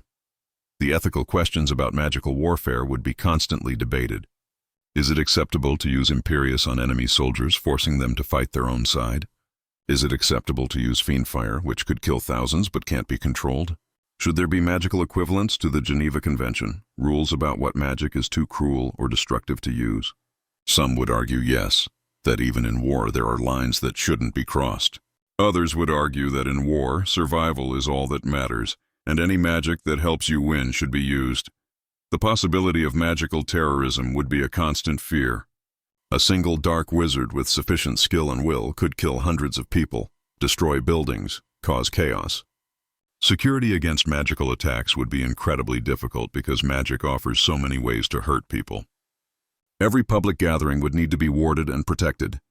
Leaders would need bodyguards skilled in defensive magic. The Red Keep would be the most heavily protected place in Westeros, with layer upon layer of defensive spells. Assassination would be much easier with magic. An invisibility cloak would let you walk right up to your target. A well-aimed killing curse would leave no evidence. Poison could be enhanced with potions to be undetectable and lethal. This would make the Game of Thrones even more dangerous, because no one would ever be truly safe. Lords would need to employ wizards just to protect themselves from other wizards.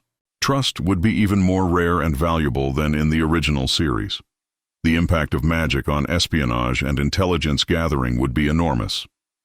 The ability to read minds, to transform into animals, to become invisible, to listen from a distance, All of these would revolutionize spying. The spy networks that Varys and Littlefinger run would be enhanced with magic, making them even more effective and dangerous. Counterintelligence would involve constant magical sweeps to check for spies, using spells to detect lies and hidden intentions. The use of Veritas Serum, the truth potion, would change trials and investigations. If you can force someone to tell the truth, confessions become reliable.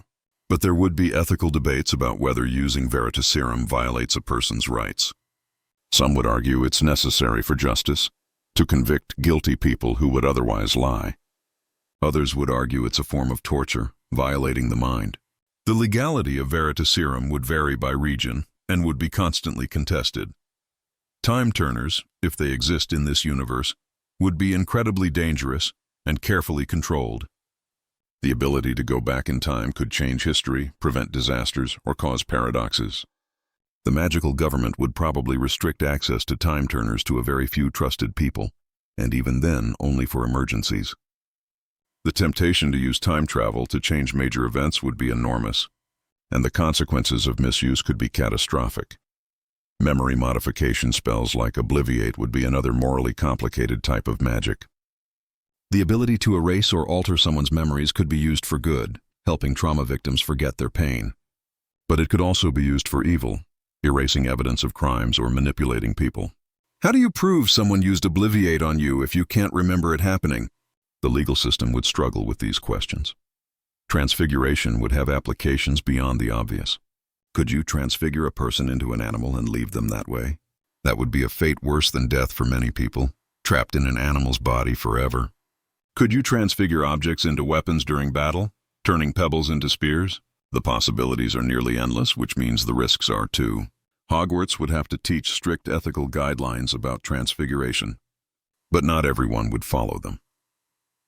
The Room of Requirement, if it exists at Hogwarts in this universe, would be a constant source of problems. Students would use it to meet secretly, to practice dark magic, to hide contraband. The room would become legendary, with rumors about what can be found inside. Different factions would try to control access to it. Eventually, there might be a battle fought inside the Room of Requirement as different sides try to seize whatever is hidden there. The Forbidden Forest around Hogwarts would be even more dangerous in Westeros. It would be home to all kinds of creatures, both magical animals from the Harry Potter universe and dangerous beasts from Game of Thrones. Acromantulas, centaurs, werewolves, but also direwolves, shadowcats, maybe even a dragon. Students would be absolutely forbidden from entering, but of course they'd go anyway, either seeking adventure or trying to prove their bravery. The forest would also be a place where fugitives could hide from the law. Deserters from the Night's Watch, criminals fleeing justice, dark wizards avoiding capture. They'd live in the forest, survive off the land, maybe even form communities. Hogwarts would have to send expeditions into the forest periodically to clear out these dangerous elements. Some would never return. The ghosts at Hogwarts would include famous figures from Westerosi history. Maybe there's the ghost of a Targaryen king, still mourning the loss of his dynasty, or the ghost of a legendary knight, endlessly replaying his greatest victory. These ghosts would have strong opinions about current events and would try to influence students.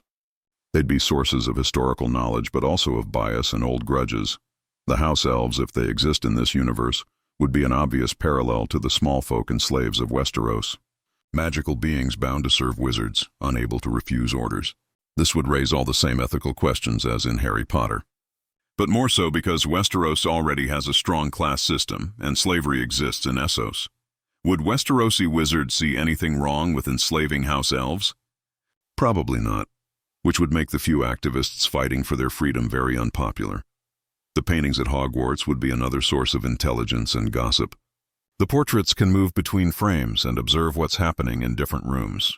They'd be witnesses to countless secrets, from romantic trysts to murder plots. The question would be whether portrait testimony is admissible in trials. Can a painting be a reliable witness? Can they be bribed or threatened to lie? The legal status of magical portraits would be unclear and heavily debated. The staircases that move at Hogwarts would be even more treacherous in a political environment. Imagine if someone could control which staircases moved when, trapping enemies in the wrong part of the castle or guiding allies to safety. There would be rumors that the castle itself is sentient and chooses sides in conflicts. Maybe those rumors would be true. and Hogwarts as a living magical building would have its own agenda. The Chamber of Secrets could exist in this version, but instead of a basilisk left by Salazar Slytherin, maybe it contains something from Westerosi history. Perhaps a cache of dragon eggs, or a weapon left by the children of the forest, or a prison holding an ancient dark wizard. When the chamber is finally opened, it would unleash a threat specific to Westeros, something that fits this world's lore and dangers. The Quidditch World Cup equivalent would be a massive political event. Teams from different regions of Westeros competing, with national pride on the line. The tournament would be a chance for different kingdoms to prove their superiority, and tensions would run high. There would be gambling, bribes, sabotage. Matches might end in riots or even battles. The government would use the tournament as a distraction from political problems. Bread and circuses for the masses. Professional Quidditch players would be celebrities and heroes, like knights and tournament champions. Young students would dream of playing professionally, seeing it as a path to fame and fortune. The best players would be recruited by wealthy houses to play for their teams, treated like valuable assets. There would be fierce competition to scout and train talented young players. The existence of animagi, wizards who can transform into animals, would have huge implications for espionage and warfare. An animagus could infiltrate enemy camps, spy on private conversations, escape from danger. The magical government would probably require all animagi to register, but many wouldn't. Illegal animagi would be hunted as dangerous threats to security. The ability to become an animagus would be rare and highly prized. The Marauder's map equivalent would be a priceless intelligence tool. A map showing the location of everyone in a castle or city in real time would give an enormous advantage. Every spy network would want one, and the secrets of how to make them would be jealously guarded. There would be a black market for magical maps and similar tracking devices. Countermeasures to prevent being tracked would also be developed. The Resurrection Stone, if it exists, would be pursued by many powerful people who have lost loved ones and want them back. The stone doesn't truly bring people back but creates shades of the dead. In Westeros, where so many people die violently and young, the temptation to use the stone would be overwhelming. People would do terrible things to possess it, and its use would never bring real peace, only torment. The Elder Wand, the most powerful wand in existence, would be an even bigger prize. Whoever possesses it would be nearly unbeatable in magical combat. The history of the Elder Wand would be a trail of blood, as its owners are murdered by those seeking its power. In Westeros, the Elder Wand would probably change hands constantly as ambitious wizards kill to claim it. Eventually, someone would realize the wand brings only death and would try to destroy it or hide it forever. The invisibility cloak would be valuable for obvious reasons, but true invisibility cloaks that never fade are incredibly rare. Most disillusionment charms and invisibility cloaks wear off eventually. A permanent invisibility cloak would be a family heirloom, passed down through generations, worth more than castles or armies. Whoever owns it could go anywhere, see anything, do anything without being caught. The final question is how this combined universe would end. In Game of Thrones, the series ends with the defeat of the Night King and the destruction of the Iron Throne, with various characters finding their own versions of bittersweet endings. In Harry Potter, the series ends with the defeat of Voldemort and the characters living peacefully. What would be the ending to a combined story? Probably the Night King would still be the ultimate threat, with Daenerys' descent into tyranny as a secondary climax. The final battle would involve all the magical houses working together, putting aside their feuds to fight the common enemy. We'd see spectacular magical combat, with students and professors casting their most powerful spells to hold back the army of the dead. There would be heroic sacrifices, beloved characters dying to save others. The question of who ends up ruling would still be important. Would it be a magical person or a non-magical person? Would the Iron Throne be reformed into something more democratic, or would it be destroyed entirely? Would magic be more accepted after the war, or would people blame wizards for the destruction? The ending would need to address these questions while giving characters their earned conclusions. Jon Snow would probably still be central to the ending. His mixed heritage, caught between different worlds, would represent the possibility of unity. Whether he ends up as a ruler, an exile, or something else, Jon's choice would shape the future. And knowing Jon, he'd choose duty over personal happiness, sacrifice over comfort. That's who he is, in any universe. The story would end with Hogwarts surviving and continuing its mission to teach magic to new generations. The school would stand as a symbol that knowledge and education matter more than birth or politics. Students from all houses and regions would continue to study together, learning to work with people different from themselves. Maybe they'd even succeed where their parents failed, building a more just and peaceful Westeros. And that's how I would envision a world where Hogwarts existed in Game of Thrones. A place where the deadliest game isn't played with just swords and poison, but with spells and magic. Where the Iron Throne isn't just a physical seat of power, but a symbol of the conflict between the magical and non-magical worlds. Where students are sorted not just by their personalities, but by their families, their politics, their destinies. Where every class could teach you how to survive, and every friendship could be a matter of life and death. It would be a darker, more complex, more dangerous version of both worlds, but also one full of fascinating possibilities and stories.